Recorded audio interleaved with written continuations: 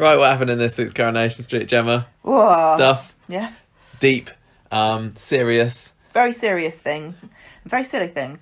There were some serious and some silly things, you're right. And I've got a silly name for the serious story at first. We're going to go right to the racism story and call it Characters Profiled, which is meta or something, I don't know. Because, racial profiling going on in Weatherfield this week, I think. Again. The tide turns for Todd. We'll do number two. There's just alliteration for that one. Thank you. Not that for great. telling me what that was. The third off, even though it wasn't really particularly a big story, because it linked into the Tide Turns for Todd story, we'll do the full Monty. Got to see a few more calendar pictures this week, which is quite cool. And I love this storyline title. I texted you this when I was in bed last night. Not last night, a couple of nights ago, didn't I? So this is the Hope story, yeah? Hope Stape, who wants to get rid of Alina. Yeah, that's the setup. We're calling this storyline Stape Al Remover. Yeah. Stape Al Remover. Stape Al. Yeah, I've been using Alina. one of those in my classroom this week. Kaylee and Jaylee comes fifth, and then we're going to be finishing off with the bit of a cock-up story, which came back. Cochlear operation. Is Alad going to get his cochlear implant? Who knows? Maybe next week we'll find out. I don't know. Right, because it is a serious storyline, it's probably best if you do this first, then, Gemma, and I'll try not to say anything I'll try not to say anything offensive. I've done it already. I'll try not to say anything inappropriate. It's not a funny subject to a lot of people, Michael. That's why you're doing this one, and I'll just chip in every now and then. There's no need to say anything. What happened to Michael and James this week? Right, so on Monday, remember last week James was considering the dilemma of whether or not to talk about coming out to I think it was supposed to be a gay magazine. I thought it was a national newspaper. I don't remember. Well, he's been offered 30 grand for this. Blimey. And he's sort of pondering whether or not to. I'd be like, yes. How much of my kit do I have to get off? Because I'm assuming it's going to be topless. I don't know whether I'd do it for £30,000. I would need a lot more than that, FYI.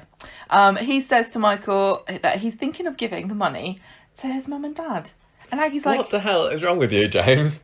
Use it to buy a new house for yourself. Well, I think... Move out. I mean, move out, number one. That would be a pretty sizable deposit, wouldn't it, for a house around Weatherfield Way. Well, he needs like a flat in Weatherfield Keys or something, doesn't he, if he's a swanky footballer? Well, I think he's thinking of giving it to his mum and dad because he's like, plenty more where this is coming from. Yeah, probably.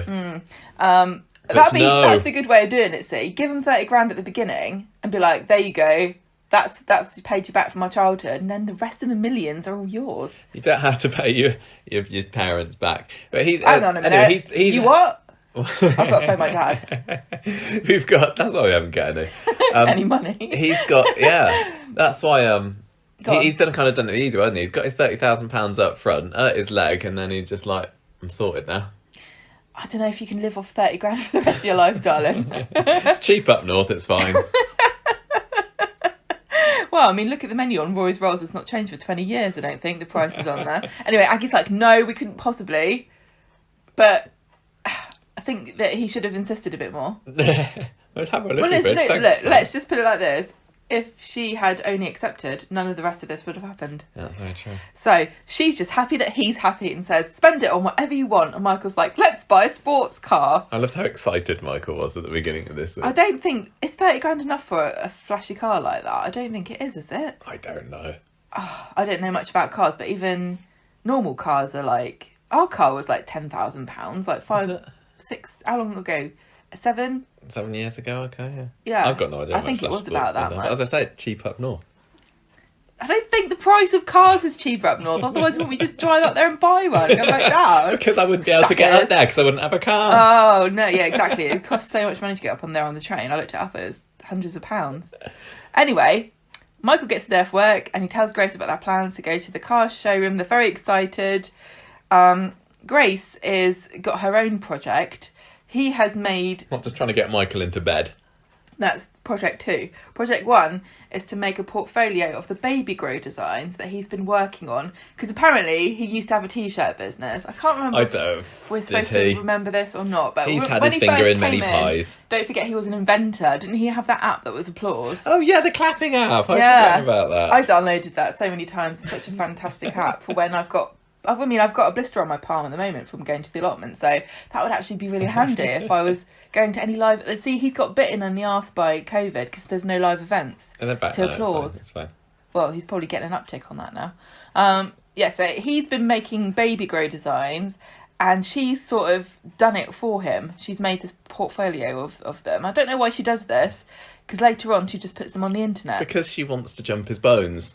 I don't think that you need to make a t-shirt business to get a man to sleep with you, but perhaps Grace has got other problems. Well, she is a psychopath, so. The brothers return to the street with a car. Is it a red one? Or is Yes, that just it's my red. mind? It was red. All sports cars are red. James is like, It's like a roof down convertible it's a car. convertible. Isn't it? Do you know that England, I don't know about the rest of Great Britain, we buy more convertible cars per capita than any other country? Really? Because we're so When it's optimistic. so cold here, cold and wet. Because we know how to take advantage of a good time. I think I've been in one once, and it was flipping freezing. I went. My uncle borrowed one off of his very rich friend Lindsay, and we drove around Bitton. I think I was like a teenager when we were going to church youth club one evening, and I don't know who's Get the kids in. I don't know whose Come car on, kids! it He was. wants to drive for Jesus. Don't know whose car it was, but yeah, I just was cold. But anyway, we're going through a heat wave at the moment, so I'm sure James and Michael will I find. quite like a convertible. I always want one of those VW Bugs with the convertible top. But I don't even have a car, so... Anyway, James is like, I think I would like to buy it, actually. And Michael's like, let's go driving around more. Danny comes over and says, isn't this nice? Aggie says, be careful.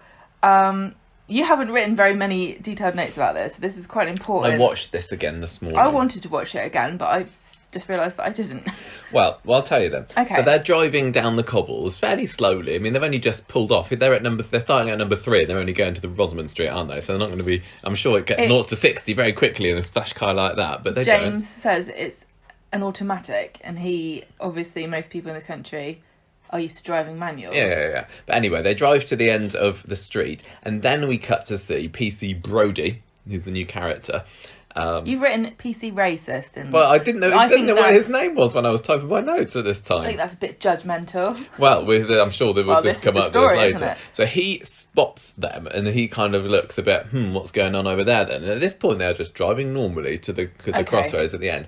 And after this is when they start kind of juddering around a little bit. I think they speak to Craig, who gives them a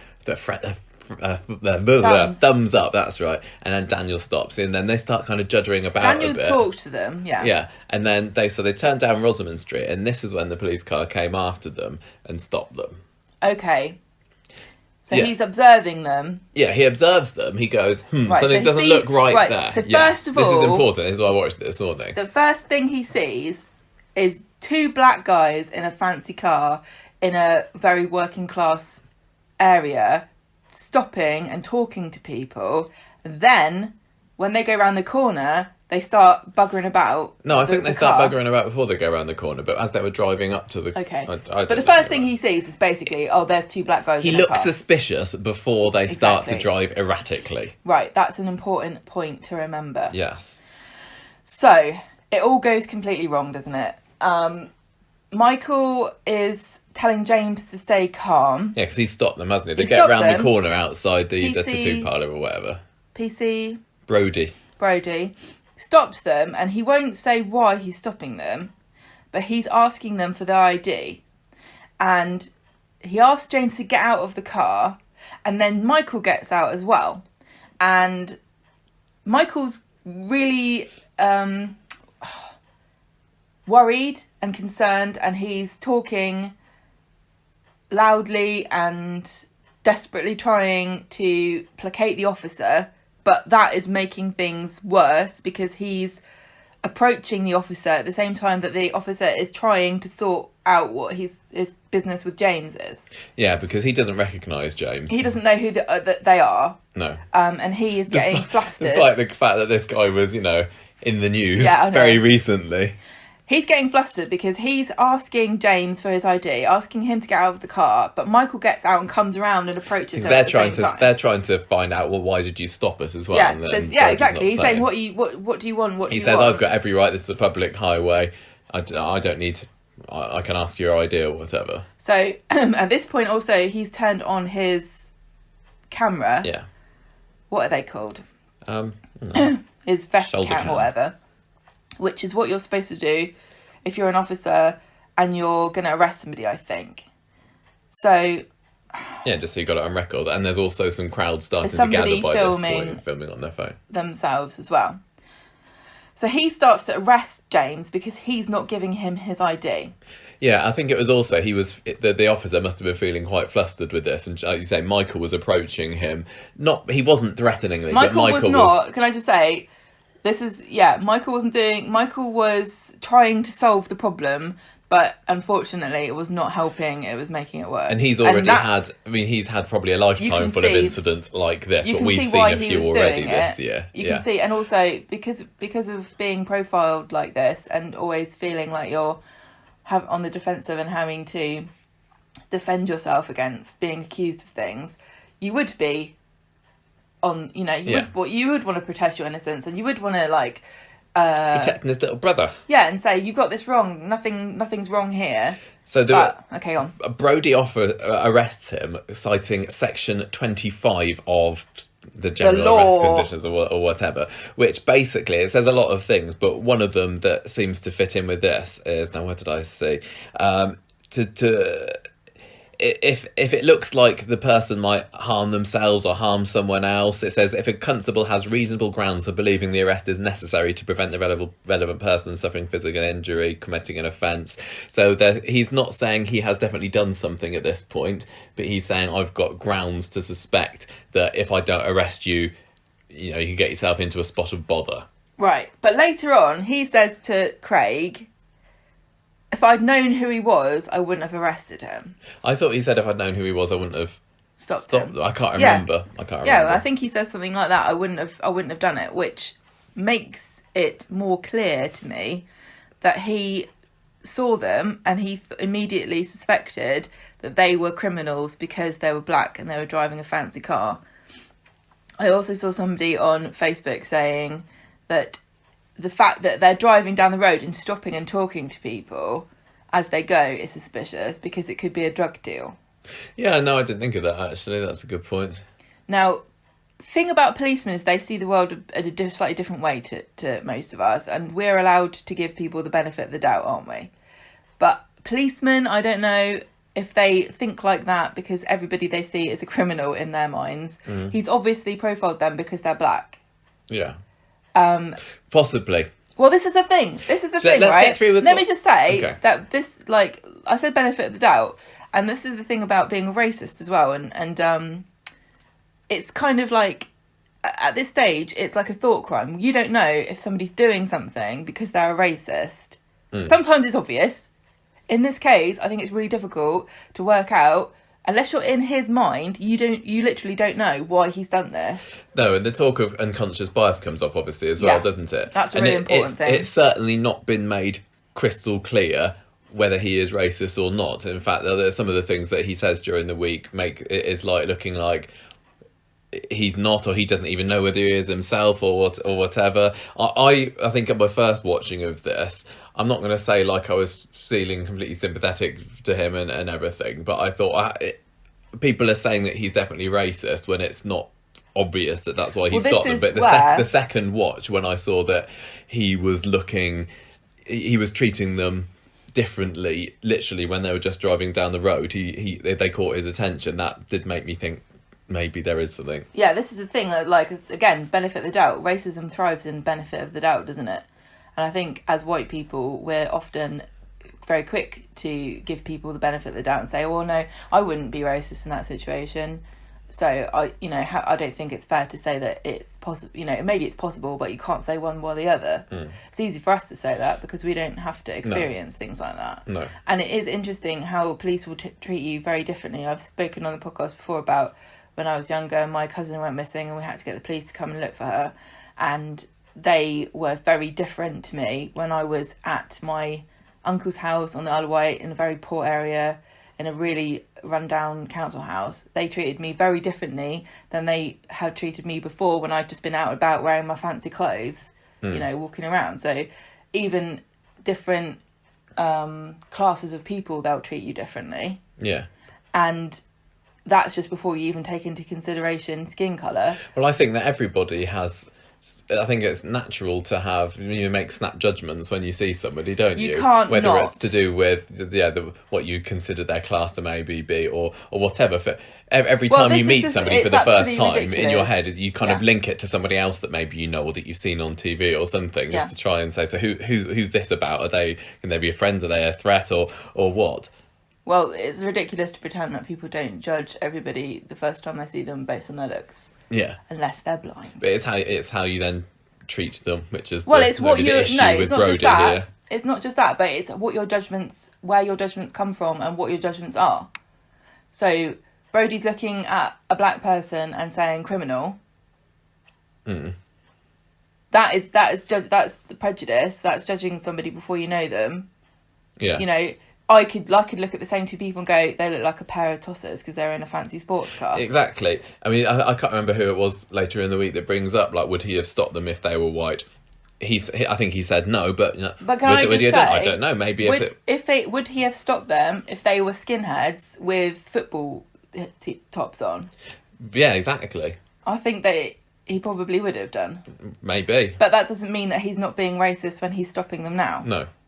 This is a very delicate subject, and obviously it's kind of difficult. Some people I've seen online have said, "Yep, he is absolutely 100% definitely racist." And also not wanting to have any discussion about whether or not he is or not. You know, no, and some people would have been people like Michael and James who maybe have experienced things like this in their past that are a lot more, know a lot more about it than we do. So they'll be a higher authority. Yeah, well, when it's a pattern of behaviour that is done to you by certain groups of people, you'd start to, you're going to stop wondering, is this racism? And go, yeah, here we go again. Michael's had so many experiences recently where he's been treated differently, or he's felt like he had been treated unfairly because he's black. You stop wondering after a certain point and just say, well, here it is again. Yeah. How it would be crazy not to link all this together. Signs. Yeah. So and James done busts his leg, didn't he? We haven't even got to this main bit. I mean, you guys might know the Easter egg in last week's podcast where I, to explore the story that I knew was going to come up about James hurting himself, I deliberately hurt my ankle in the woods so that I would know how he felt. This is method podcasting right here. It is exactly method podcasting. And can I just say... How is your leg this week, Gemma? We haven't mentioned this yet. It's still hurting. People have been sending in Everybody their best keeps wishes saying for to you. me I should have had an X-ray, and it's a bit late now. I think it's still not properly right, and it's going a bit numb. I'm a bit concerned about that. And what about your knee, darling? Oh, my knee's all right now. Okay, so...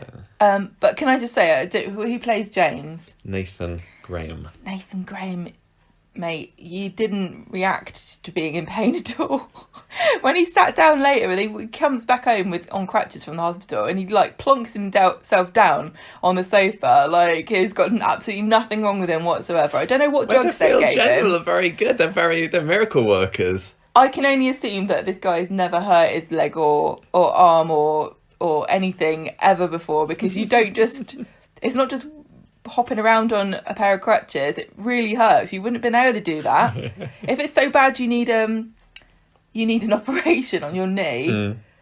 I don't normally criticise the acting, but he really didn't seem like he hurt himself at all. Because when I hurt my ankle last week, I thought I was going to throw up with how painful it was. I really I couldn't speak.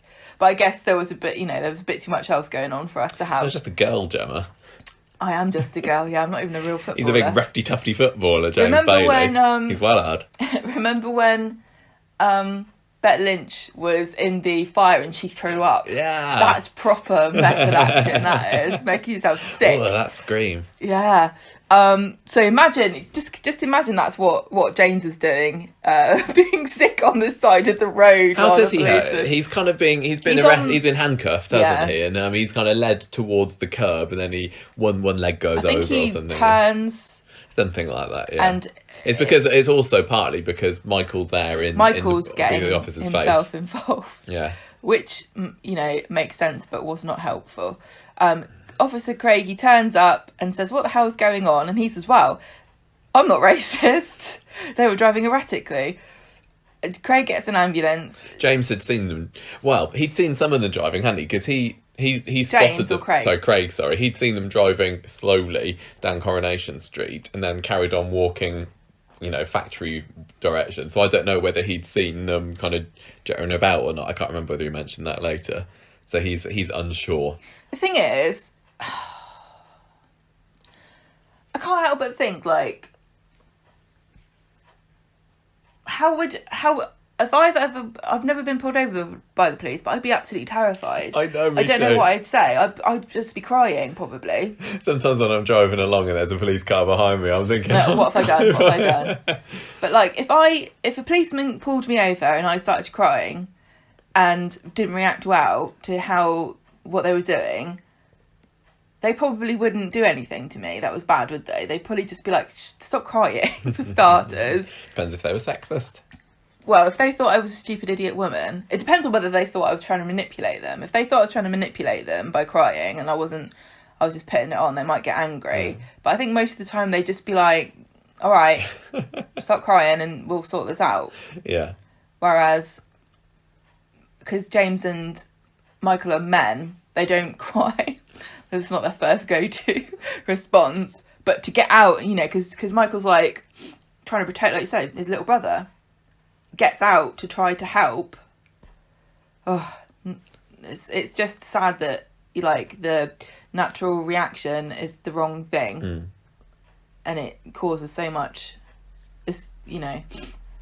But the question is, should they have been pulled over in the first place? Question and is, why? Is James going to be able to play in the big game that's coming up? No. New season or something? No. He's not. He's not. He's not. No. This officer, what was his name? Brody. Is saying, oh God, I didn't know that you were a footballer. If I had known, I wouldn't have pulled you over. My daughter loves Weatherfield County. Yeah. And he's all smarmy and kind of sucky-uppy. And James is like not even interested. He probably realises at this point that this could end trouble. up going badly for him, especially with everybody filming it around him as well. So he goes to hospital. And Aggie's there, and he's worrying about his leg, and he says, it's the cruciate, isn't it? I'm never going to play again. Yeah, he's going a bit David Barlow here, isn't he? Because Ken's brother, back in the 60s, did his leg in on a game, didn't he? And he was told he'd never play again.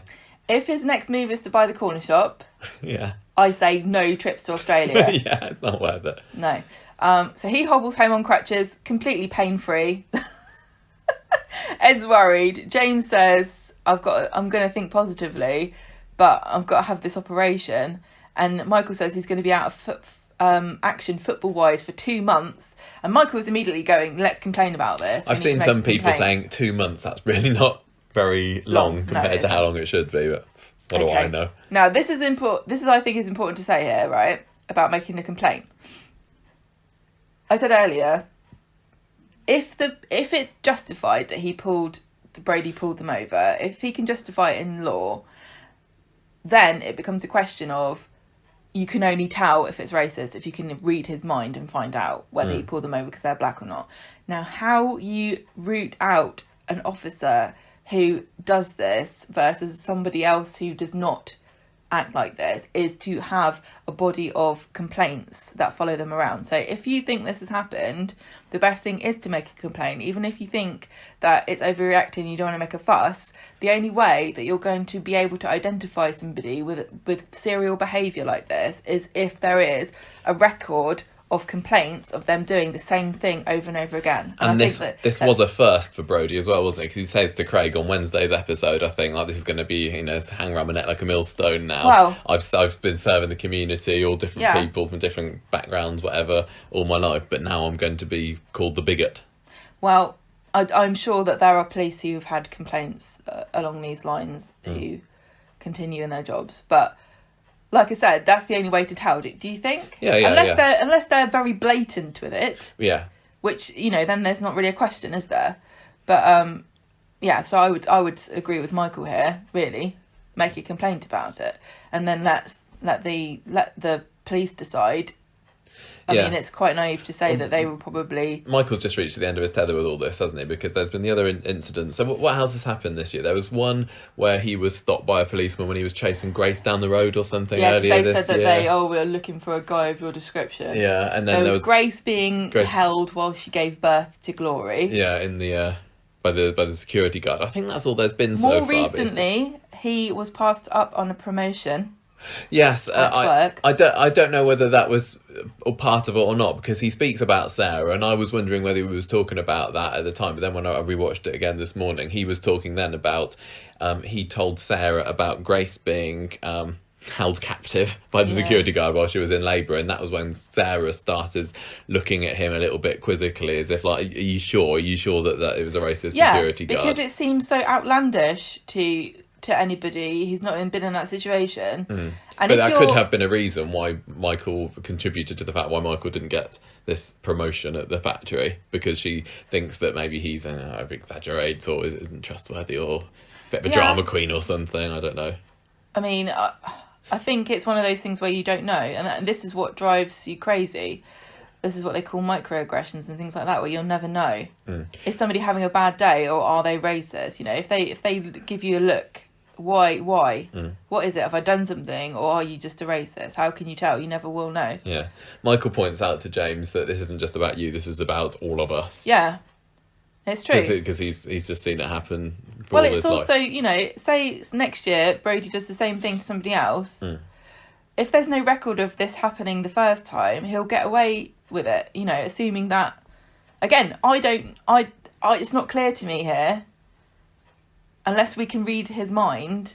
We have, from what we've seen of him so far, it's not obvious. And he says, Brody on Wednesday's episode, he does the whole line to like, I'm not racist. It wasn't even I'm not racist, but is it? He says to Craig. But some people have said, or he said, I'm not racist, and if you are racist, you shouldn't need to say that. Because I keep going back and forth on it, because you said that you watched it again and it looked like he was already going. Yeah, he before was. They did anything. He was, but like you said, that could have been for any number of reasons. Like you said, if there was honestly, couple of skinheads in the car, he might have had exactly the same. But I have to say, when I see someone in a sports car, I always think, what a pair of tossers. Yeah. I never go, wow. Well, he also might have said, you know, this is where I do my beat, or whatever the police call it. I've never seen a sports car like this, not since the days of Alma Baldwin. What's this doing here? I don't know. It's really complicated. I'm sure that it will come out. I think Coronation Street probably will want him to end up getting some kind of just desserts, or seeing that he'd be punished or something. So I think he will probably say something, I imagine, this is the thing, over the next week, which might show his true feelings. I think this is good because it's ambiguous, but it shows how insidious racism is, because you can make excuses for everything that Brody's done. Yeah. Even if it turns out he was a racist, you can still go back and go, yeah, but, and this bit, who can say? I'm not sure. It's 50-50. It goes to show you how difficult it is, but we have to talk about it, even though it's really uncomfortable, and it's very scary to say the wrong thing as well. No, totally.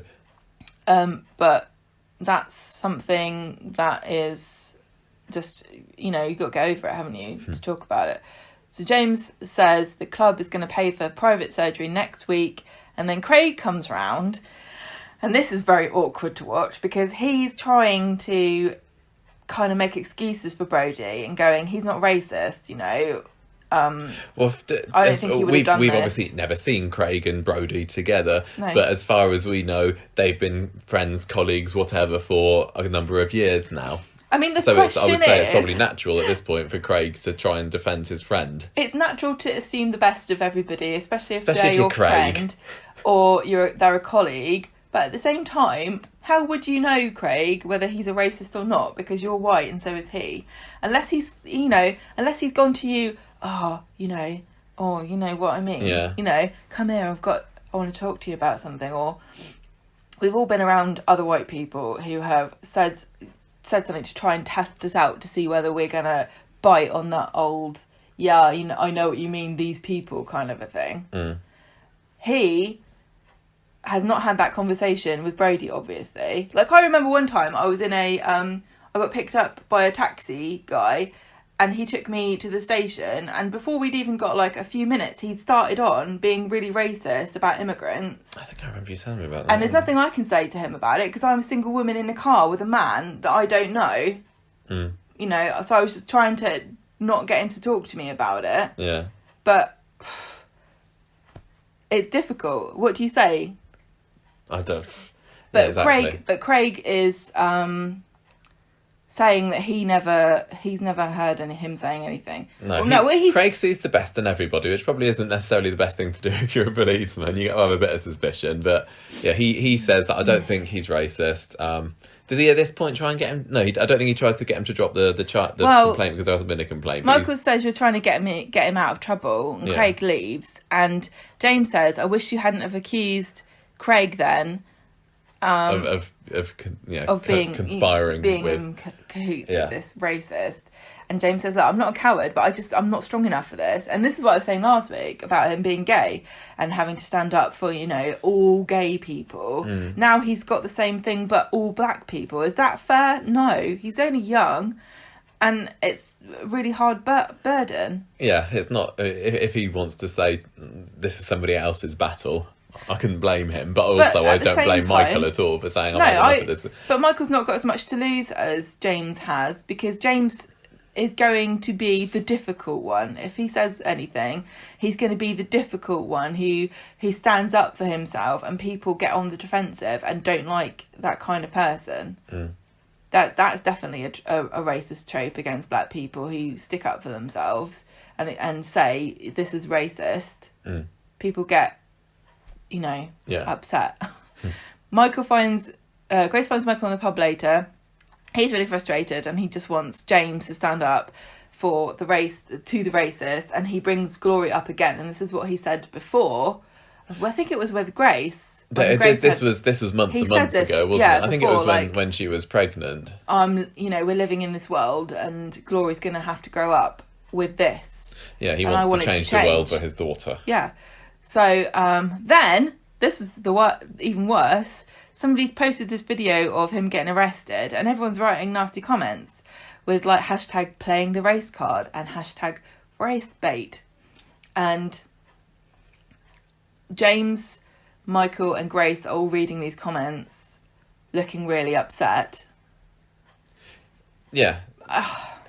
And Michael's again just saying we need to pass this on to a lawyer, we need to escalate this. Who says I have to? James, I think. This is awful. It's very timely, because it reminds me of, I mean, everyone surely watching this was reminded of what happened with the Euro final, when 3 of our players missed their penalty kicks, and they were all black players, and then they got racially abused online. I don't know what it's got to do with anything. No. It's so frustrating. So... Wednesday. Again, they're being abused because they're black online. On Wednesday, James's phone has been binging away all night, and Danny's for some reason gone away on a chefing course. So literally, like, he saw his boyfriend, and then he drove round the corner and broke his knee. And Danny's like, well, you know, got to learn how to sharpen these knives. That was odd. It makes me wonder whether there was something behind the scenes there where the actor playing Danny couldn't be there, because he literally just showed up for that one scene, didn't he? He's like, nice me car. done for the week. I suppose, to be honest though, if I was Danny, I'd be like, nice car, mate. And then he like round the corner, I suddenly hear screaming, and I'd be like, going to the chef course then. Steve offers to take James to the station. So, station with Michael in... Police station. Yeah. Not the train station. To the chefing course. James and Michael at the police station, and he says, I think this is a bad idea to have made this complaint, because my career's hanging by a thread. This is not good. Craig is there, but James doesn't want to talk to him. Yeah, Craig comes in and he's like, oh, all right, mate, what are you doing here? And it's like, nothing. Like, what do you think? Very awkward. It's very awkward to make Craig a just complaint. wants to be friends with everybody. He wants to be friends with Brody. He wants to be friends with the Baileys. Yeah. Well, because... And also retain some level of professionalism. Not that he's managed to get quite far without that before. Pretty far. PC Brody is moping about having his complaint and how it's all over the internet. He's not a racist. People are always going to think he's the bigot, or they'll say, oh, it's unconscious bias. But sometimes you've got to go with your gut, which is exactly what he did the other day. That's what Craig used to do, but now he's been going on his runs and he's slimmed down a bit. Oh, God. So he can teach Brody a lesson here. Yeah, he's just saying... Unconscious bias is the word. He's saying, I saw something, it looked suspicious, so I arrested them. Now, if this is what he actually believes, or whether this is his cover story that he's trying to convince himself now, I don't know. But maybe, if it is unconscious bias, it must have been. Surely that's what it was then. But, unconscious bias is a nice way of saying racism, isn't it? Yeah. But what's the difference between unconscious bias and seeing two people running away from, like, a mugging, and one of them's, like, a skinhead, and one of them's a granny? Yeah. You go after the skinhead, don't you? Even though the granny's probably got a big bag that she could have taken on the money. But how far do you take it, How far is that an excuse? Because he's obviously in his mind decided black people equals criminal. That's what we're led to believe. This is such a difficult thing to talk about, because I'm trying to be honest about everything that I'm thinking and talking through things, and trying also to think about what other people might be saying or thinking, not necessarily all things that I think myself.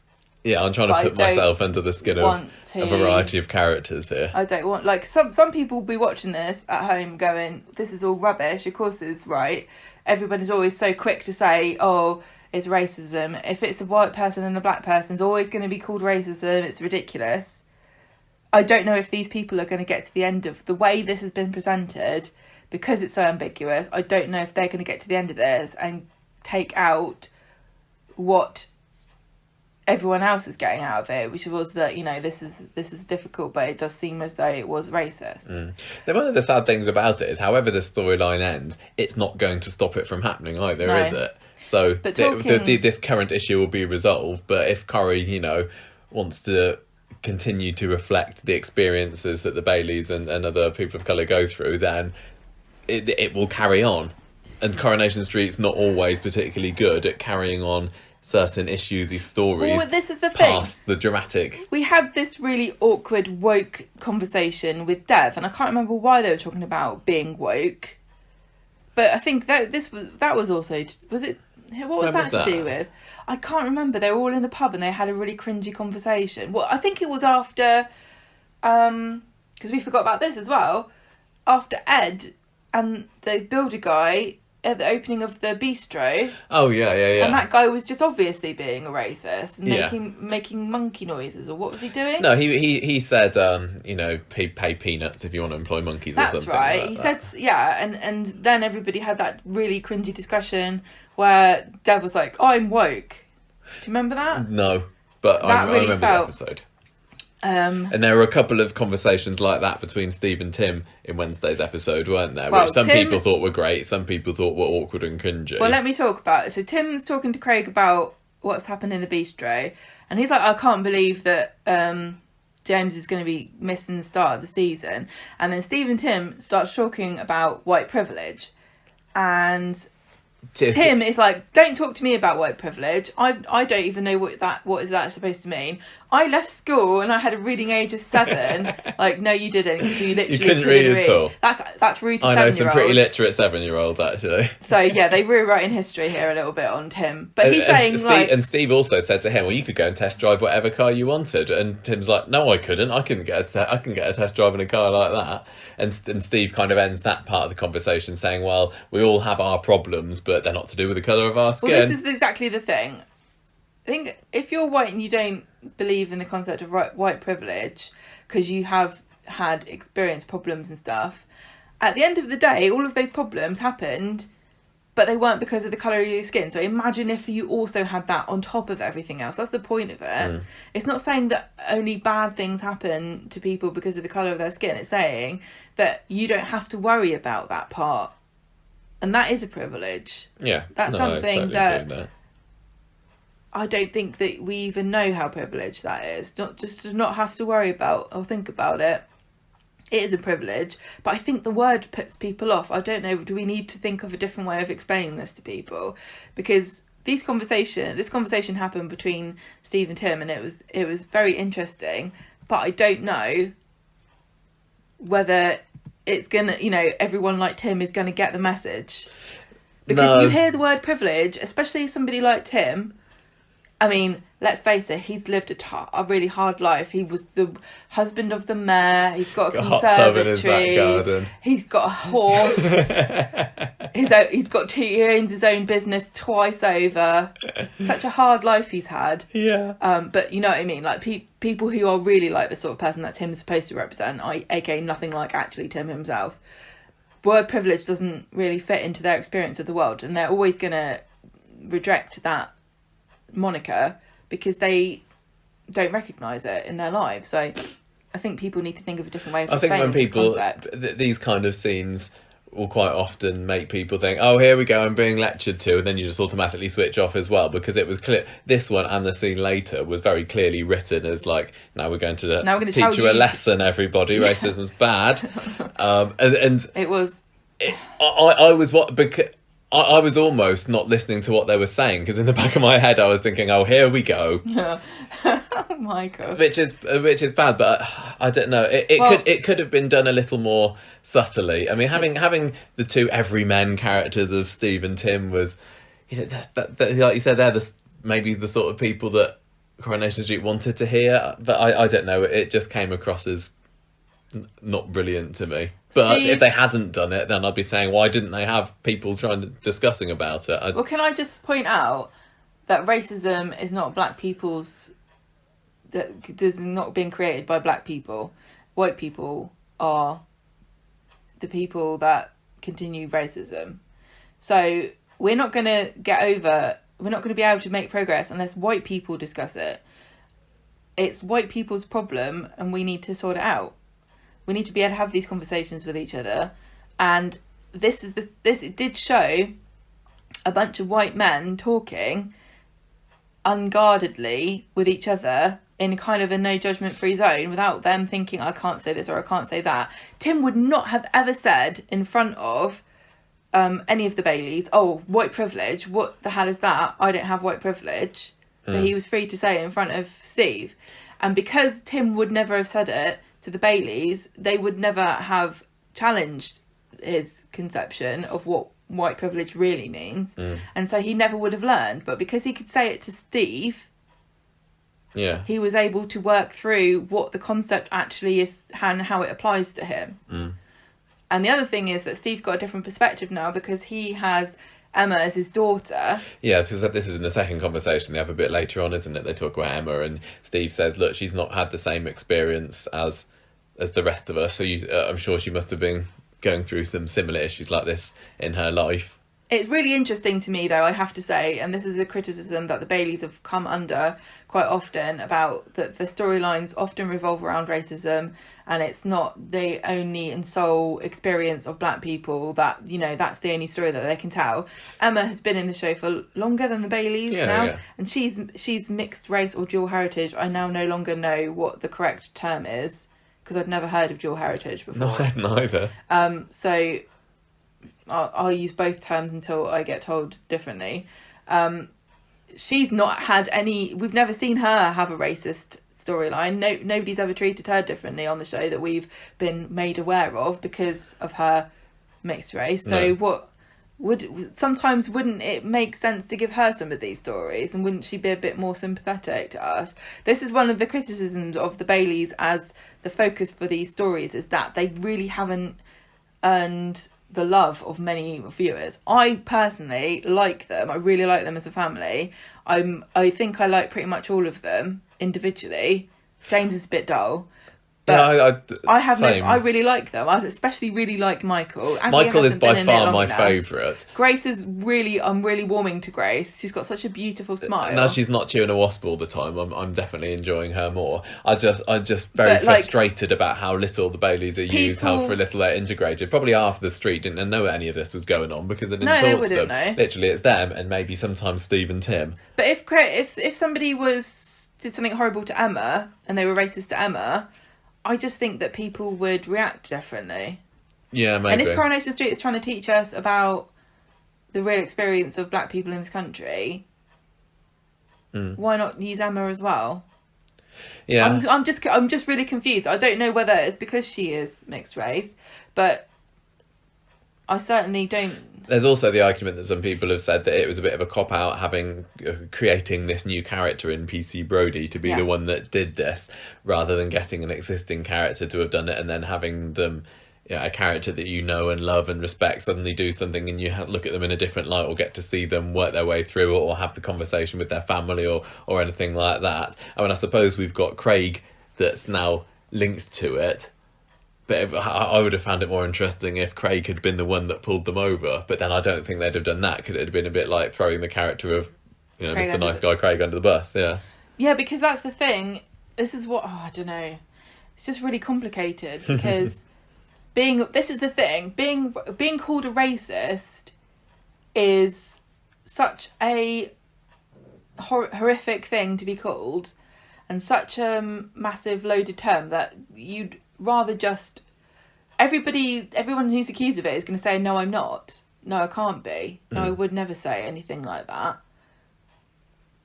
So immediately makes you say, no, I couldn't, instead of considering like, would I have acted in the same way if it was a white person? You just shut down completely and go, no, it's not possible. It's not possible at all. Yeah. So yeah, like you say, that would be one of the worst things to, the only other thing I can think of is like being a paedophile. You know what I mean? Yeah. There's nothing else that's going to chuck a character in the bin faster. I mean, no, you're right. Even being a sexist is just a sort of funny like quirk, isn't it? Nobody cares about sexism as much as racism. Obviously, some people do, but you're right. I don't think it would hit home in the same way. It's not taboo. It's not taboo at all. No. The same way that, but does that stifle conversation? Is what I'm trying to say.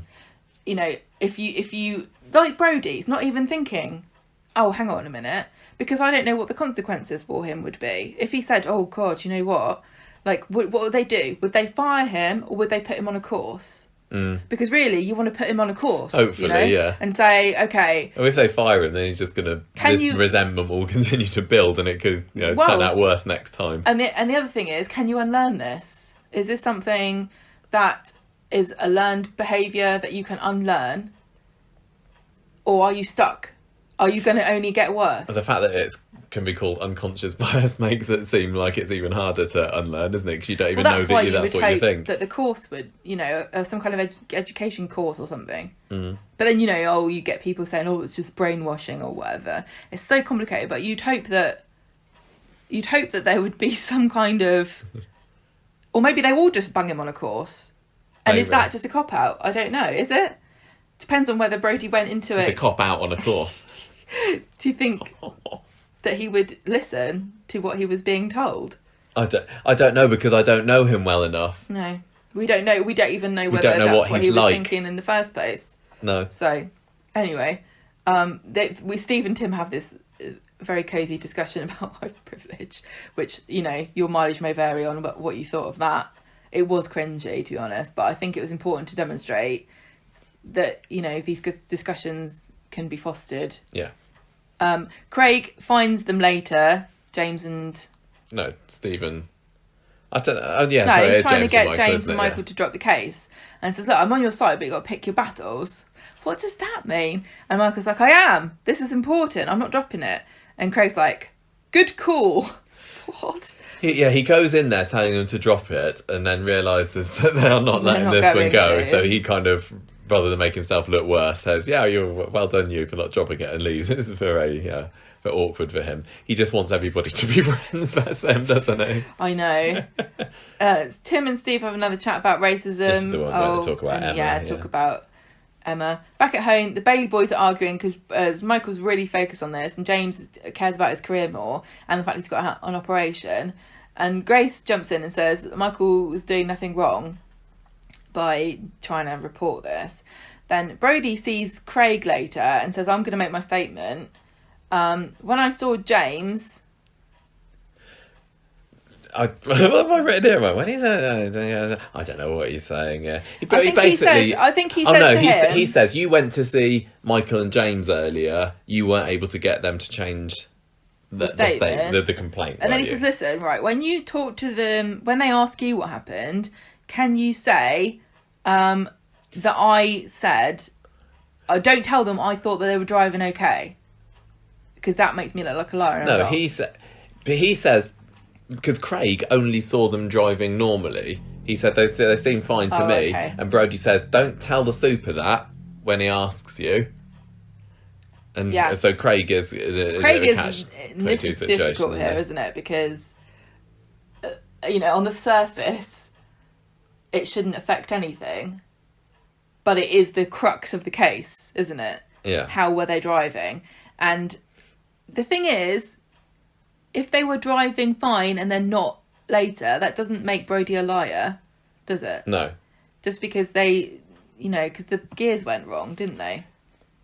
Yeah, I think. I don't think so. So, but now we're getting to see Craig being embroiled in, police protecting one another. Because it's Piggy in the middle. Well, it is, isn't it? Because Craig believes intrinsically in the good of Brody, is he going to change his statement or leave that bit out because he thinks, well, I don't want him to get in trouble for something he hasn't done? The odd thing with this, I thought, was that this element of the story kind of dropped off on Friday, didn't it? Because that was more about James's operation and Michael and Grace. I don't think... Did we see Craig at all on Friday? No. We don't know what he said in his statement. We don't know what he did. That would be really interesting. Yeah. Like, is it, would he justify it by going, oh, it's not lying, it's just not adding something in? I think that he might try and defend Brody. Or just he'll go along with his story, but then maybe he'll see Brody doing something that makes him think, no, actually, this guy is a racist. Can I go back and change my statements or something? The thing is about this is that it's just a white person, Craig, not believing a black person, Michael and James, about what they've experienced themselves. Michael and James are saying to him, this was racist. And Craig's like, no, it wasn't. No. Like, why wouldn't they know? That's the thing. When somebody comes to you and tells you something that they would know... And Craig comes across as being very naive about the world. But no, it's really not. But what stands out to me, I think, is that he didn't ask them what happened. Didn't they? He asked Brody what happened, but he didn't ask them. No, I don't think he did he? He went round, he said to Brody what happened, and Brody's like, oh, I didn't do nothing wrong. And then he went round to see James and Michael, and he didn't go, look, guys, what actually happened here? You would have seen the video. He saw a little bit of it. And he's heard Brody's side, but he didn't say, guys, what makes you say this? Why, He said, look, this wasn't racism, so stop complaining. Yeah. So go on Friday. God, no, we haven't had Grace telling Michael, I've restarted your t-shirt business. Oh, yeah, that's right. And now we're selling your printed baby grey designs. And then she says, just remind me, why aren't we back together? Fancy a trip down memory lane? And they go upstairs for a shag, because apparently that's what was at the end of memory lane. Yeah. It goes straight to Lover's Lane. Friday, morning after. Michael's thinking he's made a big mistake, but he's got other things on his mind as well. He says he doesn't regret what's happened, but I think he does a little bit. He goes to see James in hospital with Uncle Ronnie, and when he gets there, when Ronnie's asking him about Grace, and he's like, "Oh, is it complicated? He says we hooked up. Maybe we can make it at work." The crotch. Grace. James is coming around from his operation. He's worrying about taking 2 months off and being forgotten. Who could forget you, James? Back at the street. Sometimes the Baileys have been off the show for 2 months and we still know who you are when you come back, don't worry. Back on the street, Michael is feeling a bit hopeless about James, and Ronnie's like, we just got to support him. Then, is it Ronnie? I think it's Michael sees Grace saying goodbye to somebody coming out of their house who's some kind of toff. With leather patches on his elbows. Yeah, and she doesn't mention who this is. So he comes in And when they're in the house together, she goes upstairs and he picks her phone up and starts looking at it. And Ronnie comes in and is like, "That's Grace's phone. I'd recognise it a mile away. It's very distinctive. Why are you looking at it?" And he says, "Oh, I saw this man." And then somehow Ronnie knows this man is a guy who wants to bulk buy baby grows, and it's a surprise and a secret that Grace is keeping from Michael. And then he's like, "I regret sleeping with Grace." Yeah. Yeah. Bit of, not the strongest end to the week for this particular story. No, but it was a bit strange because, yeah, like it I felt said, like they needed a little bit more. as the week's going on, I'm just thinking to myself, this is going to be difficult to talk about on the show. I don't know what I'm going to say. And then what are they going to end this with on Friday? What kind of bombshell? And I'm not going to have any time to think about how to talk about it. And then they were just like, "Oh, baby grows. Oh, she loves him and he doesn't like her. Oh, knee operation." Do you think he's going to break her heart? I feel bad for I feel bad for both of them Grace, in this situation because, I already said like you this. said, I'm she's so definitely happy warming at to the her moment. now. She's Yeah. got such an amazing smile, and when she beams at him, she hasn't smiled this much for months, has she? No. Now she thinks she's got everything she wants, and I was looking at her when they were in the cafe at one point. I think they had the baby with him. I can't remember. And she was just like, I was just looking at her going, "You've got everything, haven't you? You've got your baby, you've got your boyfriend, everything's going, and you got, a business is coming along.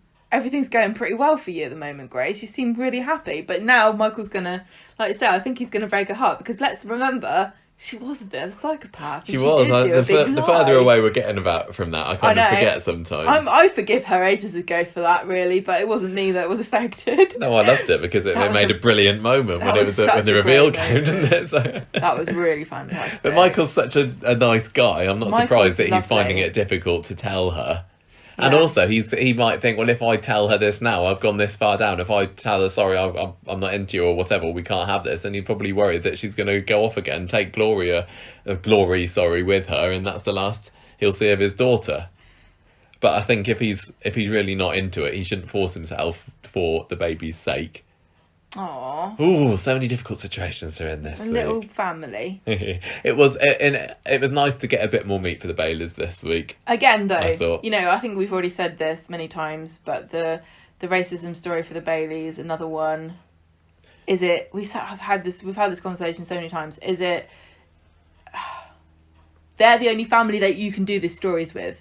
So you either never talk about racism on Coronation Street, or you give these stories. You could give it to the Nazirs, couldn't you? Have they had any racism? Well, Alia got attacked by those nasty racists a couple of years ago, didn't she? I mean, sorry. And then Luke attacked them. This was on the week that Luke got shot by Phelan. You can't lump everybody of colour into the same group, and different groups have different struggles. So I don't know that similar. I don't know that, for example, if Dev and Ardy were in a sports car, would the cop have gone?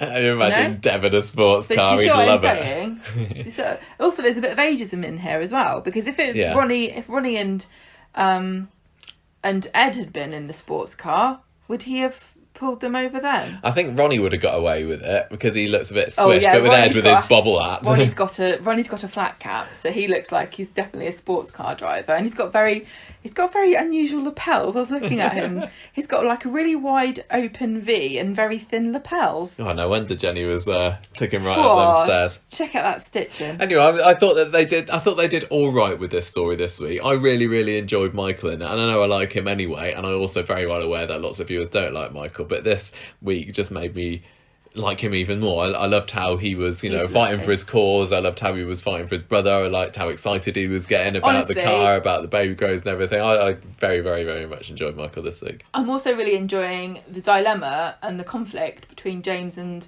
Michael about whether to say anything. Because I totally sympathise with both of them, and it's really well crafted, this part of the story, because you can completely understand each person's reasons for why. So you've got James going, I don't want to be, painted into this situation where I'm, the gay black footballer who's always kicking off about something. I don't want my reputation to be the difficult one. And Michael's going, yeah, but you can't just be, you know, you're being a bit selfish and cowardly, because think about Glory. If we stand up now, in future, she might never even know what it's like. You know, what would it be? You know, what would the future be for Glory where this didn't happen ever? Yeah, and I don't know whether Michael actually thinks, like I was saying earlier, that he can actually change things. But if you don't try, then... Yeah, you can't just carry on not saying yeah. anything. What benefit? This is the thing. Is it of benefit to him? No. What's he going to lose? He's not going to lose anything. Perhaps James would. Yeah. But... I think the other thing with Michael is that he's that much older than James, so he's had more experience of this naturally, just because he has been living longer. Although I always get their ages mixed up because it's confusing about the fact that Ryan Russell is actually younger than Nathan is, but Michael's supposed to be a lot older than James. But yeah, I thought it was quite good.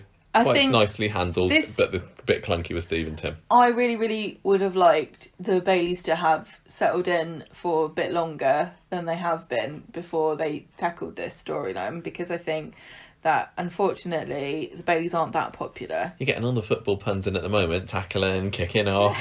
They've been long enough. 2 years should be long enough for a family to be on the street. I don't think so. No, I don't think so. Because, look, remember when we were talking about the McDonald's and they really had... Don't go past all that. Sorry, I'm just Michael's scrolling. moving the notes about.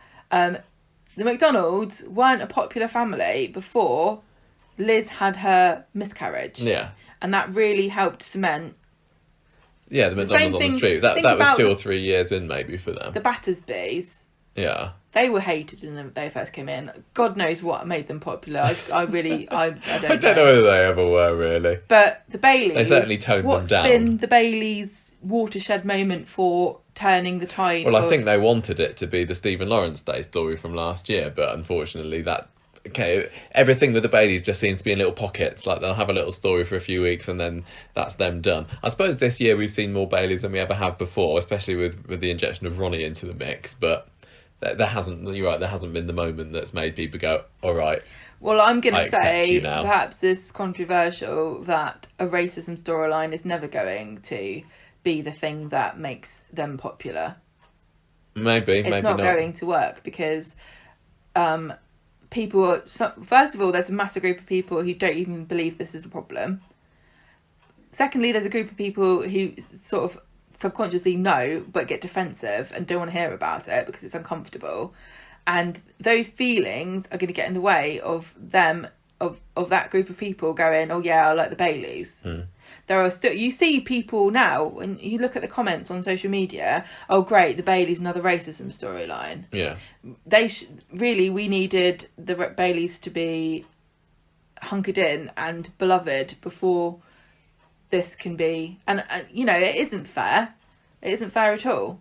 It's not fair on black people, and it's not fair on the characters of the Baileys or the actors. But I'm just being realistic about what I think of people. And unfortunately, although there are some really great people, there are some really crap people, and there's no barrier to stop them from watching Coronation Street. Well, we will see where this goes, won't we? I'm quite interested in, say, the Craig dynamic is quite interesting. He's going to really have to question his beliefs and how well he knows his colleagues. And... I mean, we haven't said this outright, but I think it's obvious from what we're saying, and you guys probably realise that we're both white. So talking about this is difficult, and I haven't experienced any of this. I think one of the things that Craig said this week, which just shows how difficult it can be for white people to talk about it, was when he said, oh yeah, well, you try growing up with ginger hair, and Steve was like, that's nothing to do with it. It's like you're trying to find something that you can... Well, everybody tries to think of a way, put themselves in their shoes. Yeah, and sometimes those, comparisons can feel insulting. Yeah. But, if it's part of you trying to understand somebody, then certainly I don't think anyone should mock him. I think it was unfortunate. But again, sometimes you've got to say these things and be awkward and be prepared to be wrong and be prepared to say the wrong thing. And that's how you'll learn. And, if I've said the wrong thing, tell me. But, I'm trying to be upfront about everything. And like I said, never have experienced, obviously, anything that the Baileys have had to go through, and trying to say things. I don't know. No, I think we're doing all right. I think let's get on to. Well, this is the other thing. I don't want to also. It's not about how people being uncomfortable, and it's certainly not something I'm not trying to get out of talking about it or like trying to excuse myself. But it's just that's the situation. It isn't something that it's easy to talk about, and that's probably the reason why it festers. Well, we've managed a whole hour talking about it so far, haven't we? So I think it's time to move on to less controversial ground with the Todd tide turning storyline and his unveiling his as a nasty manipulator this week, which I knew was coming because I'd seen previews of it. But the actual way it happened, I didn't know what was going to happen there, and also how it continued on Friday certainly didn't go down the route that I was expecting it would. So let's remind ourselves what happened there. We start off with Ardy at the beginning of the week, who finds Summer trying to help out Will over the phone, or I think was he there? I can't remember. But anyway, she's on the phone with him, trying to find some online courses for him for something or other. And Ardy's trying to be cool with Summer because he's got this little crush on her that's been developing over the last few weeks. Finally, we're going to get a bit of Summer loving next week or the week after, maybe. He makes some kind of remark about her being perfect the way she is and calls her buddy, which he ends up cringing to himself about. So, but again, not much happens with that. Summer gets asked to be the bridesmaid, groomsmaid, whatever it is, at Billy and Todd's wedding later. She gets a nice pendant for it, and then she gets taken to the factory where Nina's going to be designing her a bridesmaid dress. Nice to see Nina again. She's still not gone gothic again, is she? She's still back in her civvies. And also, it's important to mention, because many people discussed this on our Facebook group, Sally is making the dress. Nina's just designing it. Yes, that's right. So Nina shows them some sketches later. She's like, "Oh, is there a deadline for this?" And they're like, "Oh, no, not yet." Todd seems to be hinting to Billy that they really should be starting to set a date by this point. So they go back home. There's some kind of mix-up or something about when they're measuring. Nina measures her, and then she gets the measurements, and then Summer's like, "Is that right?" Oh, I missed that. She measures her again, and when they go home, Summer's put out because she's put weight on. Yeah, and Billy and Todd say, "We didn't even notice. It's probably consequence of your insulin or whatever. You're absolutely fine. Well, she perfectly healthy. She lost a Don't lot worry of weight about it." because she was ill. Yeah. And now she's put some back on, but she is a teenage girl. Yeah. So it's gonna she's not going to be thrilled. So the big unveiling was Wednesday then. So Billy and Todd are planning their wedding in the cafe, getting advice from the local technology guru Roy, who says that smart albums are all the thing at the moment. What the hell is that? I think it was where he said that the guests can take their own photos on their mobiles, and then it gets uploaded to an online compendium or something. It just seems like a cheap way of having to not have a wedding photographer, I would say. But I did find it amusing that Roy was the one who was offering up advice. Well, he says that people often plan their weddings in Roy's roles and leave their wedding magazines behind, which I think is all a bit of a front for him, collecting wedding magazines. There's nothing wrong with it, Roy. He probably does it for Mary so that she can put them all into a massive folder. So Summer meets Will at the tram stop later. She invites herself along to this college open day with him that she was looking for bits for online the other day. We don't get to see any of that, obviously, but they come back later. It all seems to have gone well. Will's not sure that they're going to want him, though. He's a bit down on himself. But then Summer mentions something or other about Todd has spent £1,000 bailing Billy out of situation, or by being able to spend it on a honeymoon or something about that. Whatever, it just kind of gets dropped into the conversation that Todd has got this £1,000 rattling around his bank account, and he has and Bill's intrigued as to where he might have got that from. Will is intrigued. Well, he's not really intrigued. He knows exactly where he's got it from. Will, not Bill. So this is the money that Todd creamed off the heat pump funds. Creamed off? Yeah, he gave Will £4,000 back or something. I know he did, but I've never heard the phrase creamed off. I'm sure that's a phrase. So Will takes Summer to the cafe and tells her everything about what Todd's been up to, i.e. he used me to get in between Billy and Paul. He got Paul to... it is because of me and Todd, I suppose, that Paul lost his job at the call centre, blah, blah, blah. He says that Todd's a sociopath. And Summer at first doesn't want to believe this. She calls Will a jealous, nasty child. She says, "No, you're the sociopath, actually." But she Why not she both? she knows it's true because she knows Todd. She knows what people say about Todd, and this certainly sounds very much like his MO. It's not something you'd be like, he would never do any of those things. No. So, and at home, Todd notices that Summer's been a bit off with him, and she says, "Oh, Will told me something interesting," and then explains what she knows, what Will's told her. Todd obviously denies it all and says, "Well, you need to stay away from that one from now on," but he's looking a bit worried.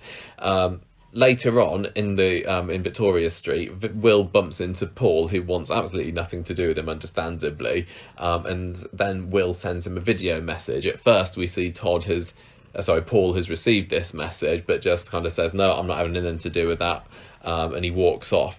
However, this becomes very important in the Victoria Garden scene later, which is the launch party for this calendar, and we'll get to the calendar bits of it later. Don't worry. But basically, we'll get to it. Hardly anybody's turned up for this character launch, apart Calendar, not character. Calendar launch. Didn't I say that? Hardly anyone's turned up for this calendar launch, except for, very handily, everybody that's involved in the Billy and Todd storyline. Nobody else is invited. You got to be invited. No, which was odd. But anyway, and Ardy's there as well, but I suppose he's tangentially related as well, what with him sniffing after Summer. Paul's loitering around, looking very shifty. Emma's there as the host of the afternoon, and she says, "Right, before we launch the calendar, we're going to show a behind the scenes video of making the shoot." But then it's Todd's video, is an incriminating video that's played. It's the one that Will filmed from him the other week. Gulp, says Todd.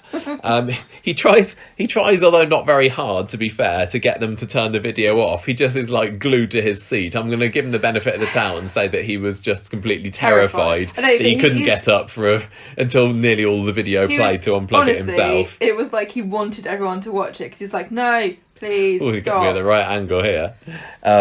So he goes and unplugs it. Summer strops off, followed by Ardy. Todd tries to appeal to Billy's better nature, but then Billy has to stop himself going biblical on Todd's ass, doesn't he? Because he says, he's so tough, isn't he? He's really tough. "Oh, the sixth commandment says thou shalt not kill." I'm really struggling with that by now. And then this got us into a thing on Twitter where we thought that the sixth commandment was thou shalt not commit adultery, because when you search the 10 commandments on Google, that's what it says. But apparently the different denominations have got different order for the 10 commandments, which Tony Maudsley pointed out to us on Twitter. Tony Maudsley told us the right way. He told us the Anglican way, which Billy would have obviously been referring to. It's fair to say that Billy's a massive Anglican. Yes.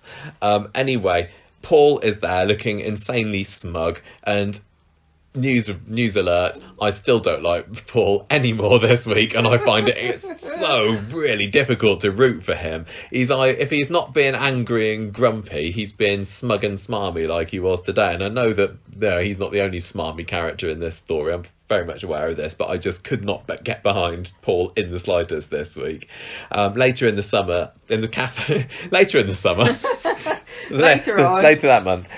cafe, Summer tells Ardy that she might have a reputation for being a brain box, but she's never felt more stupid, because why didn't I realise that Todd was a massive wrong un? And Ardy's saying, "Oh no, you're perfect, you're wonderful, Summer, you never should have known that." Paul comes in and she apologises for ever doubting him, so he's got her forgiveness at least. Back home, Todd tries to excuse himself to Billy. I don't know why Billy even let him in the flat, honestly. Todd's like saying, "I never meant any of this to happen." Billy notices that Todd doesn't even try to say sorry, and Todd gives the great line, "Sorry, it's for wimps." I love that. Look at the lengths I went to try and get you back. Doesn't it prove that I love you? I love this so much. It was so dramatic, so Todd, and it was so such a soap character thing. Like when he said that, "I'm not sorry," I just thought, wow, this is like old Hollywood, you know. You can just imagine him going, "Sorry, it's for wimps. Look at all the lengths I've gone to win you back, darling." I like to, like with a cigarette holder and like a big chiffon scarf. I could totally see. I could certainly see Todd saying sorry because, wanting to get Billy back and everything, but he was just being honest. And I think that goes to show how desperately he loves Billy. So do I, totally. Honestly, I'm not going to try and fake it and say that I'm sorry for trying to come between you and I would Paul. literally do anything. Yeah.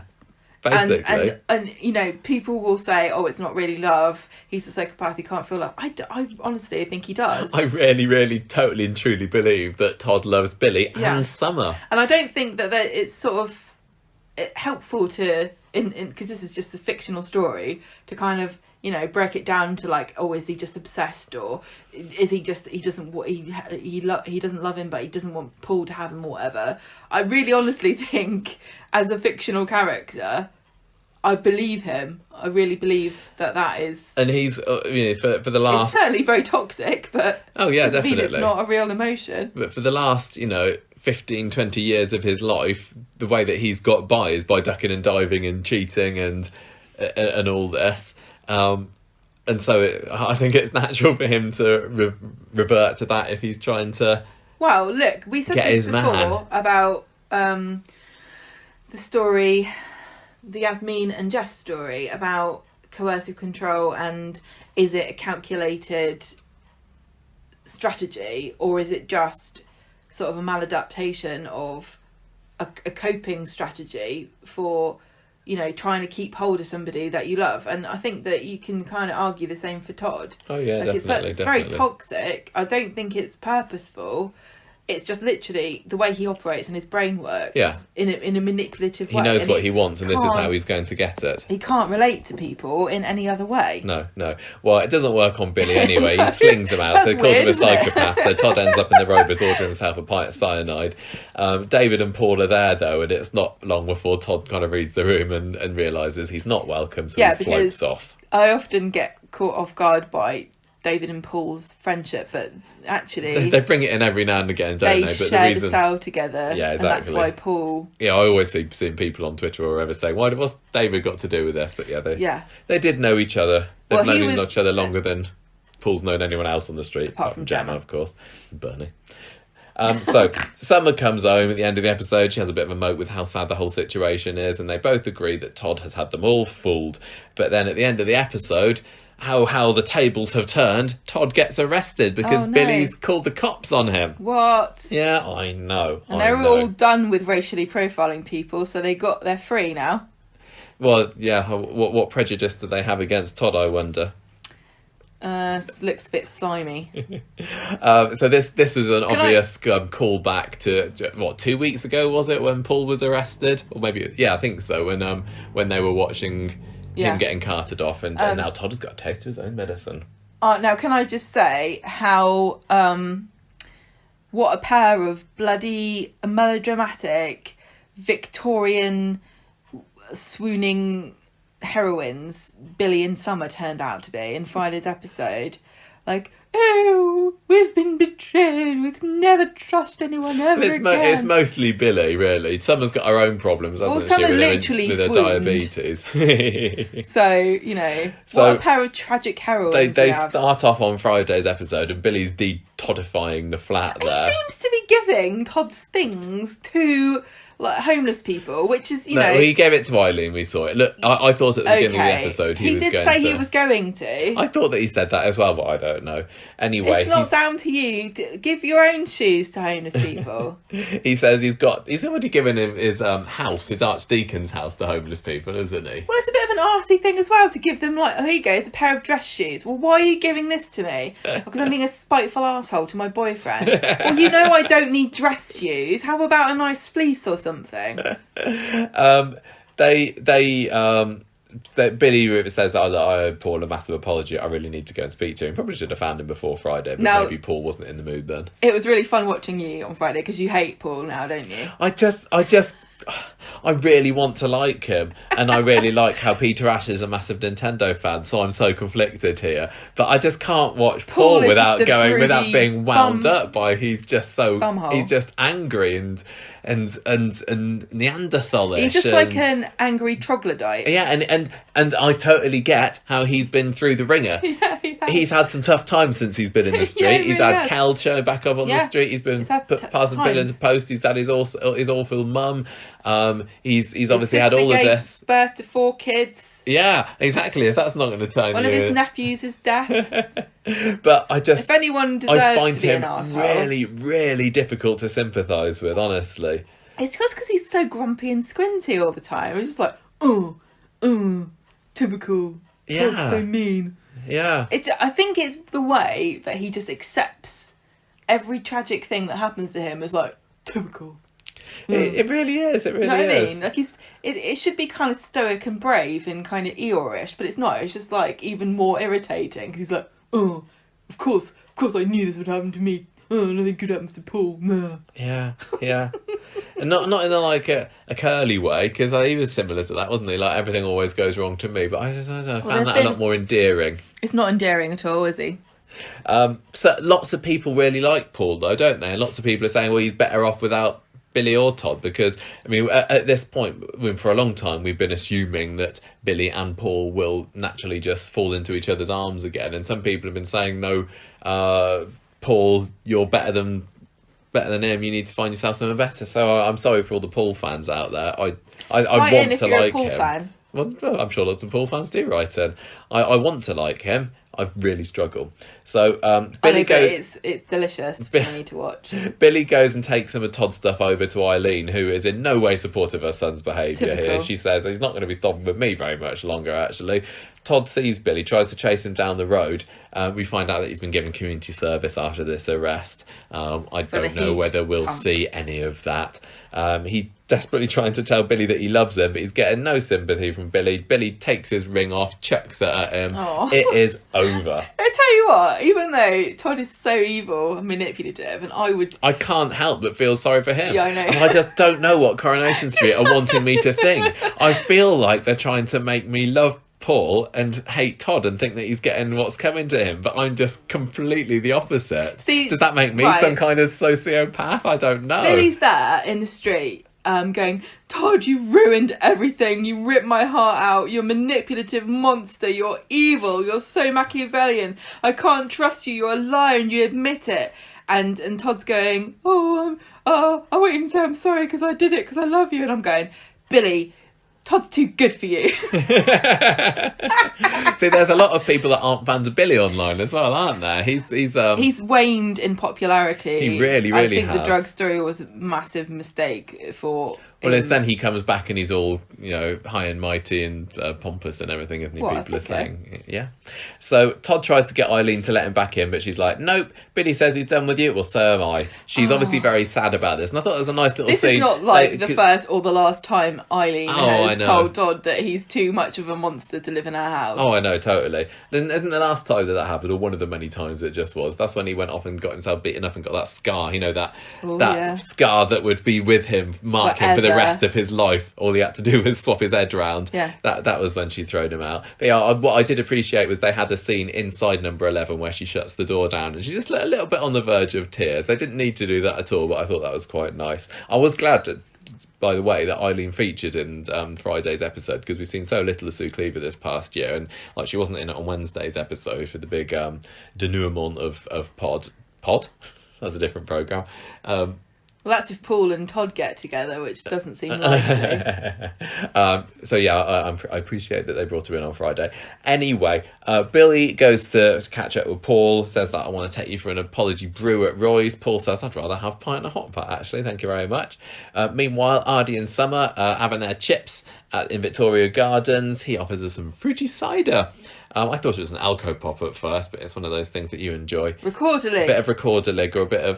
Copperbag. Yeah. She's not sure what with her diabetes and everything, but she's decides he's that like, one won't hurt. He goes, sorry, I'm so stupid. I shouldn't have even said anything. She's like, one won't hurt. I loved it when he said, to be honest, I don't like lager. It'll be bad for my street cred. Yeah, good. I just love everything to do with Ardy.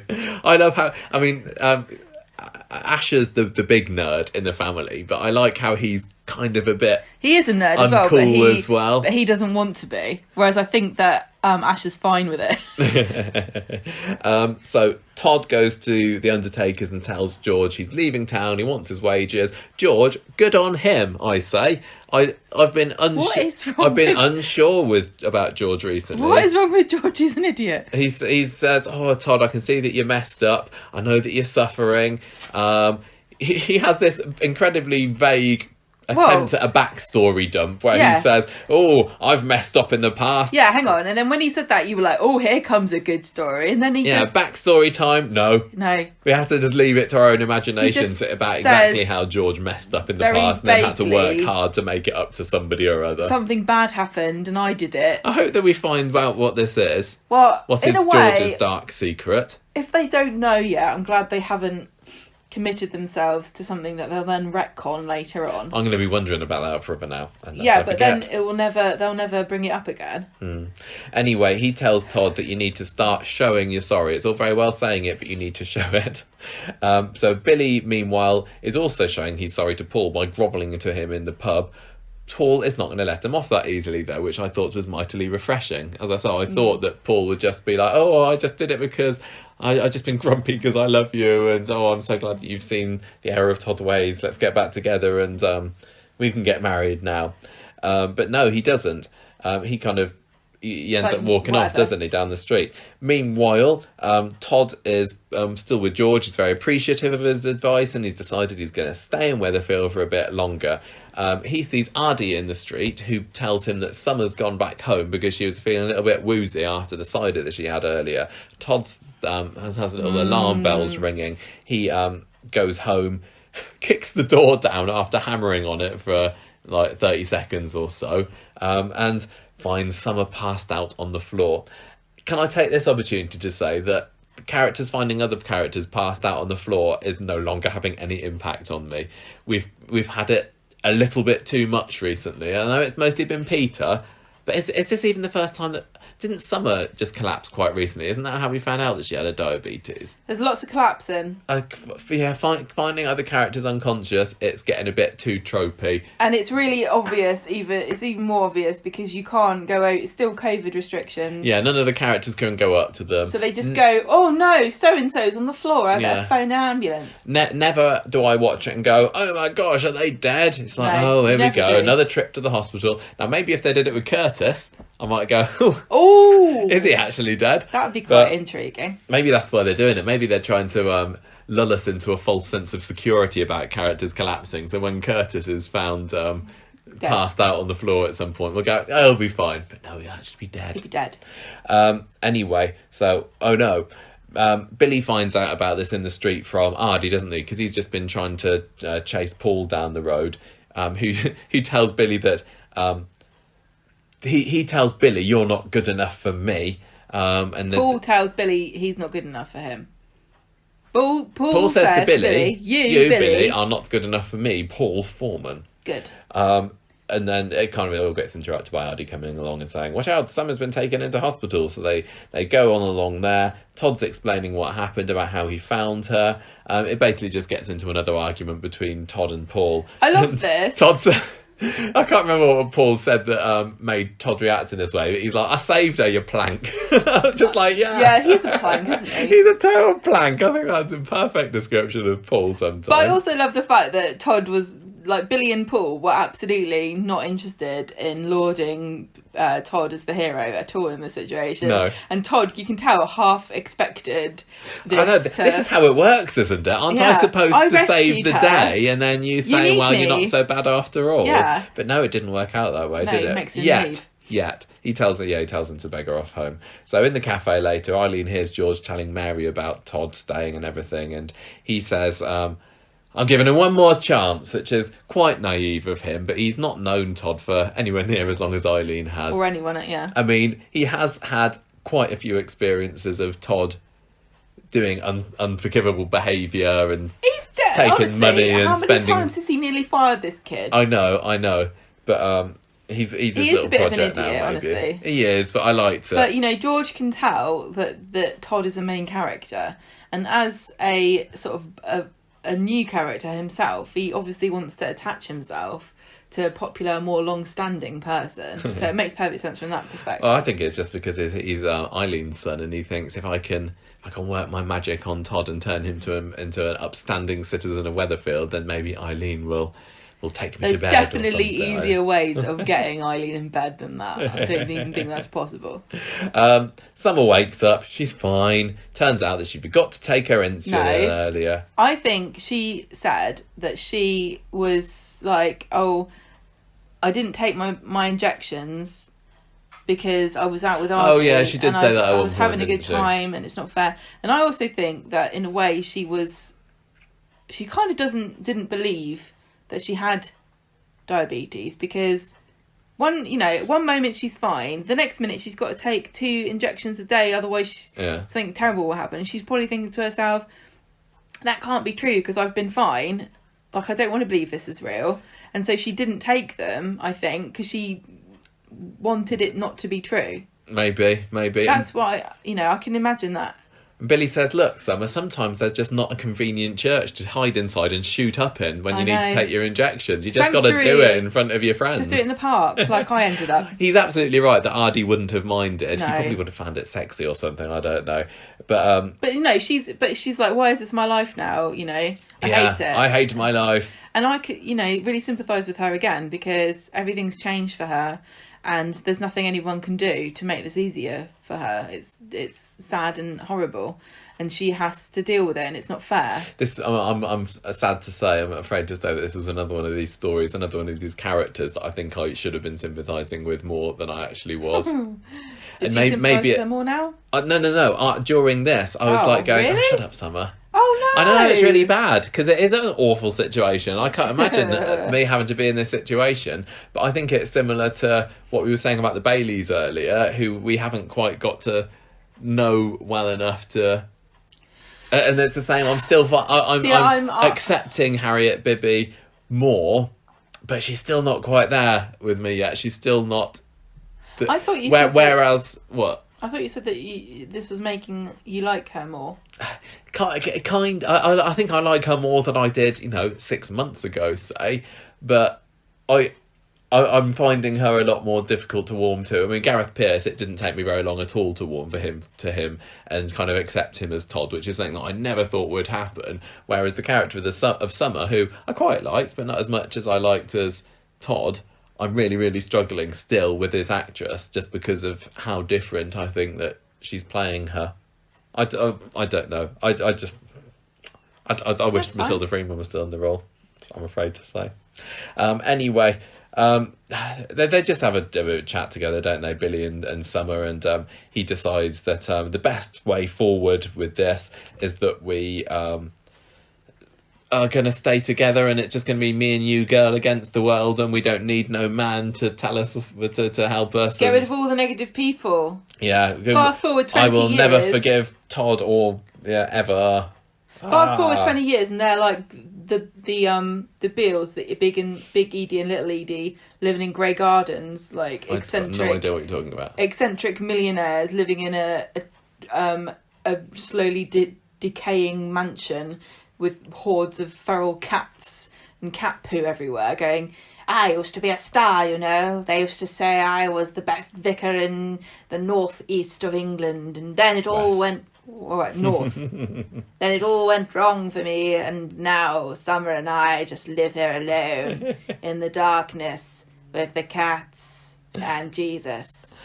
Anyway, that was about it, wasn't it? Todd goes to the Undertakers again at the end of the day and says, I'm gonna get that Billy to forgive me if it's the last thing I do, but I guess we get to see next week what that involves. I was totally expecting George to say, oh, well, you can't kip with me, lad, but there's always space into morgue. Like, is Billy going to be... I mean, is Todd going to be, like, in a drawer? No, I think it's going to... the Monday's episode is going to start the same way as the first episode of What We Do in the Shadows, where the coffin gets opened and Todd just, like... levers himself out. Yeah, why not? George is familiar. So, Todd's... big unveiling. Lots of people seem to really enjoy that online, and it didn't go down quite so well with me, and it wasn't just because I wanted Todd to get away with it forever. Honestly, I thought that it was very weak how it all came out. If a character is a nasty piece of work and they've been scheming and manipulative and everything, and then you've got another character that knows the truth and is going to unveil that, I want to feel that there's a bit more of a build-up to it, or somewhere where the nasty character slips up somehow or something. But all we really had was Summer happens to drop in to conversation that, yeah, Todd's spent £1,000, and then Will says, right, in that case I'm going to tell you anything. Yes, obviously we had the unveiling at the calendar launch, and there was like a great zoom in on Todd and everything when he realised what was happening, but I felt that he should have slipped up. It should have been like, I can't believe I've been so stupid and now you're taking advantage of this. Does that make any sense? Yeah, I guess so. Yeah. Will just found out. And the only reason he didn't find out earlier was because this story had been put on hiatus for a week and a half or however long it was. Nothing happened. You know, this could have happened at any point, and it just came out. And I thought it was underwhelming. Very, very underwhelming. And I've enjoyed characters, like evil characters that I've liked being found out in the past. This isn't like, you know, I was obviously mad at the Jenny and Ronnie situation earlier this year because something that was happening to a character that I really, really liked, and I didn't like that was happening to that character, the fact that she was going off with Ronnie. This was also a character that I really like and something bad happening to them, but I wasn't mad that it was happening to them because I thought it was going to happen eventually. It was just the weak way that it happened. Yeah, I did think it was a bit like Todd. Like, honestly, as soon as Todd saw this video, why on earth did he not jump up and just smash the telly or do anything?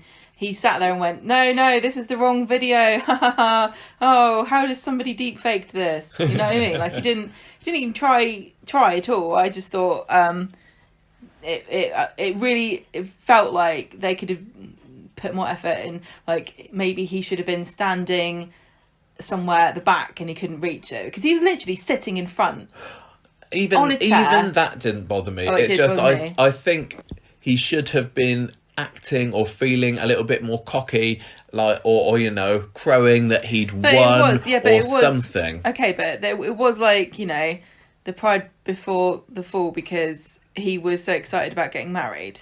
Yeah, that was all it was. That was the pride. I'm happy about getting married, but there was no like wahaha. Anyway, I seem to be, you know, one of the few people that think this, so I'm glad for the people that did enjoy this. Well, I mean, it was, you know, if you're not going to nitpick, it was still pretty exciting and funny. It was. It was very handy that nobody from the calendar actually turned up. That was a letdown, and that was total COVID, wasn't it? The fact that the only people in the gardens pretty much were involved in this storyline. I mean, who else was in the calendar? I forget now. Like, was Adam supposed to have been in it? Imran was supposed to be in it. I know he was going to see Kelly in jail at that point, but it would have been nice if it had been a more public unveiling, but unfortunately that's just the way it is at the moment. You can only cram 5 people into Victoria Gardens at the moment. And also, I don't know if they're still doing cohort filming. Oh yeah, I think probably they are. So only certain characters can be in certain storylines because the actors are kind of in groups, semi-bubbled up together. I assume that's all stopped. Maybe, I honestly don't know. Are we supposed? But that's obviously not. I was be also on wondering. For a while. I was also wondering whether we're supposed to be feeling sympathy for Will at the moment because some of the way that he was being played in the scene with Summer felt like we were supposed to think that Todd used him, and he did kind of use him. Really refreshing that he's not just a cartoon cookie cutter villainous chavvy lad. You know, you can see that he has a variety of different emotions. He's like a proto Todd, where his kind of revenge. You know, he wants revenge on people for doing wrong to him, and he wants to manipulate everybody, but he also has deep feelings for people, which he doesn't have the charm of Todd. No, he doesn't, but I'm not. Do you understand what I'm saying? Yeah. Like, instead of just being like an annoying evil chav who just smirks at Summer all the time because he's leading her on, he actually genuinely cares about her. But in my head, and maybe this is through my eyes as well, whether I'm just making it up, we have only before this week seen that side of him. We've only seen him as a very one-dimensional grey hoodie sort of villain. And this, Well, I like their addition then. well, I'm wondering whether we'll get to see a bit of Ardy versus Will at some point soon, because Summer's obviously, it feels like she's got the hots for Will, possibly. She's got a bit of a crush on him, maybe, or he's her little project she's working on, I don't know. And I think Ardy's going to start to get a little bit jealous of him. So Will's just basically been rejected now by Summer. See, I really think... What do you mean? What? She told him he was a spoiled child. Oh, did she? Oh, yeah. Well, yeah, because right, no matter what, the pair of them, Todd and Will, both conspired. Yeah. But I really like that they complicated the character of Will a little bit, because he was just a bit of a scallywag. But now I don't know whether I'm just making this up myself or if the show has led me to this, but he does feel like a genuinely neglected child who has suddenly sort of found a jackpot, in that Summer is a genuinely nice girl who wants to help him, and perhaps he fancies her, and he never would have ever thought that somebody like her, because she is a very middle class girl, isn't she? Yeah. Would sort of pay attention to him and help him, and he's kind of being dragged into this world where, you know, he gives me the impression that he's constantly surrounded by people that don't care about him. But he's used to things never Like going being his way, neglected and because he was like saying, I don't abused. think the college are going to want me. Yeah. Because he's just used to nobody ever wanting him. But Yeah. I still think that if I never saw Will again, I wouldn't be disappointed. I really suddenly sympathise with him. Oh, okay. It just feels to me like he's young enough that you can forgive him for the way he's acting, because, you know, when life's harsh to you, why would you not be harsh back? He comes from a doggy dog world, and when the doggy dog eats the other doggy dog, you can't really complain. You know where it should be. What I enjoyed on Fridays is the fact that there's still hope for Todd and Billy. And I don't know whether there actually is or whether it's just in my head, because I'd really like Todd and Billy to stay together. Hope for, I think that they've unlikely got couples such in a brilliant. Well, you know, I think they've got better chemistry than Paul and Billy do, and they have got a history and everything. But I was ready for Billy to cut all ties with Todd, say, oh, let's just change the name on the engagement invitations. Now I'm going to marry Paul in 5 weeks. But and I don't want to get my hopes up, really, because I still think at the end of the day it is going to be Billy and Paul. But I like how there's the possibility, yeah. All the way through the storyline, you've been disgruntled somewhat, because you've been anticipating the end. Oh, I know, and it's not the first time Billy to me. And Paul together, so you've been disengaged. But now suddenly, for some reason, even though it's all come to a head, and Billy and Todd are actually split up, you're like, there's still hope. And now you're engaged. Yeah. I don't know. One thing about the wedding, did they mention that it was happening in 5 weeks? I've written that down, and I don't know whether I was making it up. That's very soon to have a wedding. It also makes me think, have they already filmed the wedding? And obviously the original wedding of Billy and Todd is off, we're supposed to believe. But is Todd going to be able to weasel his way back into Billy's life in the next 5 weeks? Probably not. And honestly, Billy, you shouldn't take him back after everything he's done. As much as I want it, I think you'd be crazy to. To be honest, you shouldn't have taken him back the first time. You know exactly what he's like. So it's your own damn fault that this has happened to you. But yeah, has there already been a wedding film? Sorry. Has Paul already married Billy, if that's where they're going to go down? I honestly don't know. I've not seen any spoilers about weddings being filmed. Well, the question is... I'm very, very intrigued. Now that Billy's sworn off all men and any toxic people forever, is that not just him saying, next thing I'm going to do, Summer, is bonk Paul? Yeah, it is. It's one of those, I'm never going to speak to you again cliffhangers, isn't it? And then the next scene that they're having. Can I borrow some sugar, please? Yeah. I think that's it, isn't it? I think that is a little... I think that was a sort of a fun, silly, dramatic... It was. That was fun this week. As I said, I was just a bit disappointed that Todd's grand unveiling, it just fell a little bit flat for me. Okay. Because it just happened. Full Monty. So on Full Monday, Monty. Curtis sees Emma in the cafe and he says, "Oh, sorry, I got upset the other day about how I'm going to die, and you telling everybody they're okay." Yeah, they're fine now. That was just a bit of over the weekend. They're planning drama. the grand unveiling do, and Mary says to Emma to enjoy her time with him while she can. Yeah, she knows nice. that Curtis's clock is ticking. Yeah. On Wednesday, Mary's preparing for the calendar launch in Victoria Gardens, and Paul is there listening to Billy saying that there's an engagement party and exes aren't invited. Don't worry, Paul, it's not gonna happen. This is how we have Dev. The best Dev was last week when he was paired up with RT.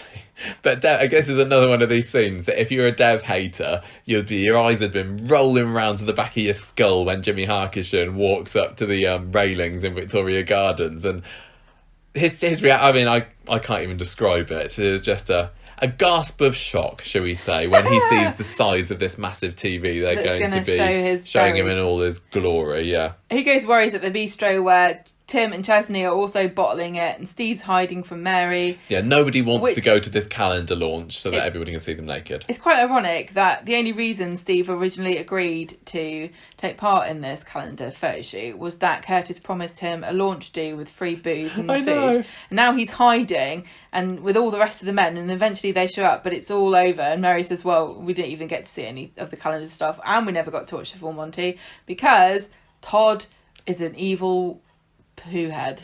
We watched the video. I saw somebody on, I think it was on a Facebook group, say it would have been quite interesting if they had showed the full Monty, because they would have seen like Eddie Windass and maybe a couple of other ex-residents of Coronation Street showing up in it. Yeah, so Emma and Curtis roam the street later, and they notice they're looking at the pictures. I don't know if they've put these up or who did. Yeah, they have. Then why are they noticing them? Emma and Curtis didn't put them up. They've noticed that Tim and Steve and Dev and everyone, after bunking off the calendar launch, are still promoting it by putting photos from the calendar up on their business walls with like, want to see more or something with kebabs. Yeah. It's basically like items. Yeah, so we see Dev. He's got like grapes on his head. The thing with all of these, apart from maybe the Tim one, is that the characters are very clearly wearing some clothes. I mean, not full, duffel coats and bubble hats or anything. The photos they took don't reflect the discussion they had about what the photos look like. No, like Dev's one, he's got a toga on. You can see now there is a giant kebab in front of it, censoring him. But he's standing behind the counter. He's standing behind the counter. I don't know how on earth you'd see his kiwis. You'd have seen his kiwis. No. It was bizarre. It's all silly, Michael. He's got the toga draped over his shoulder. And then you've got the Ches and Kirk one, which is the Sistine Chapel ceiling thing, which was quite nicely done, although you said it looked like Sam Aston had been photoshopped into it, and I certainly see what you mean there. It wouldn't surprise me if that was true. Well, why would they not? But again, they're not allowed to be that close to each other. Oh, yeah, of course. Kirk had a toga on or something over his shoulder, and both of them had shoes and socks on. Well, I just say something? Is it because the actors didn't actually want to get naked in front of the camera? If I'm buying could have hidden it better. a naked calendar, I don't want to see shoes and socks on. No, show me them ankles. Those are exactly. Those are the least erotic clothing, isn't it? Like perhaps a really small pair of budgie smugglers. Oh god, who would you like to see in them? One of those mankini things that like Borat wore, yeah, something like that. To titillate the senses. Not shoes and socks. Yeah, and a sheet. And then you also had Tim's one, and we hadn't seen any of the setup for Tim's photo, had he? But he's the Venus de Milo, so he's in the streetcar's office with the shell. I think he does. Oh no, sorry, I'm thinking of the statue. It's the Venus de Milo, right? It's the Venus in the shell. Yeah. Oh, I'm getting them mixed Venus? up. Is that what it's called? Yeah, you're right. I'm just thinking of that Simpsons episode with the gummy Venus de Milo, and that is the statue. Anyway, it's the one with the shell.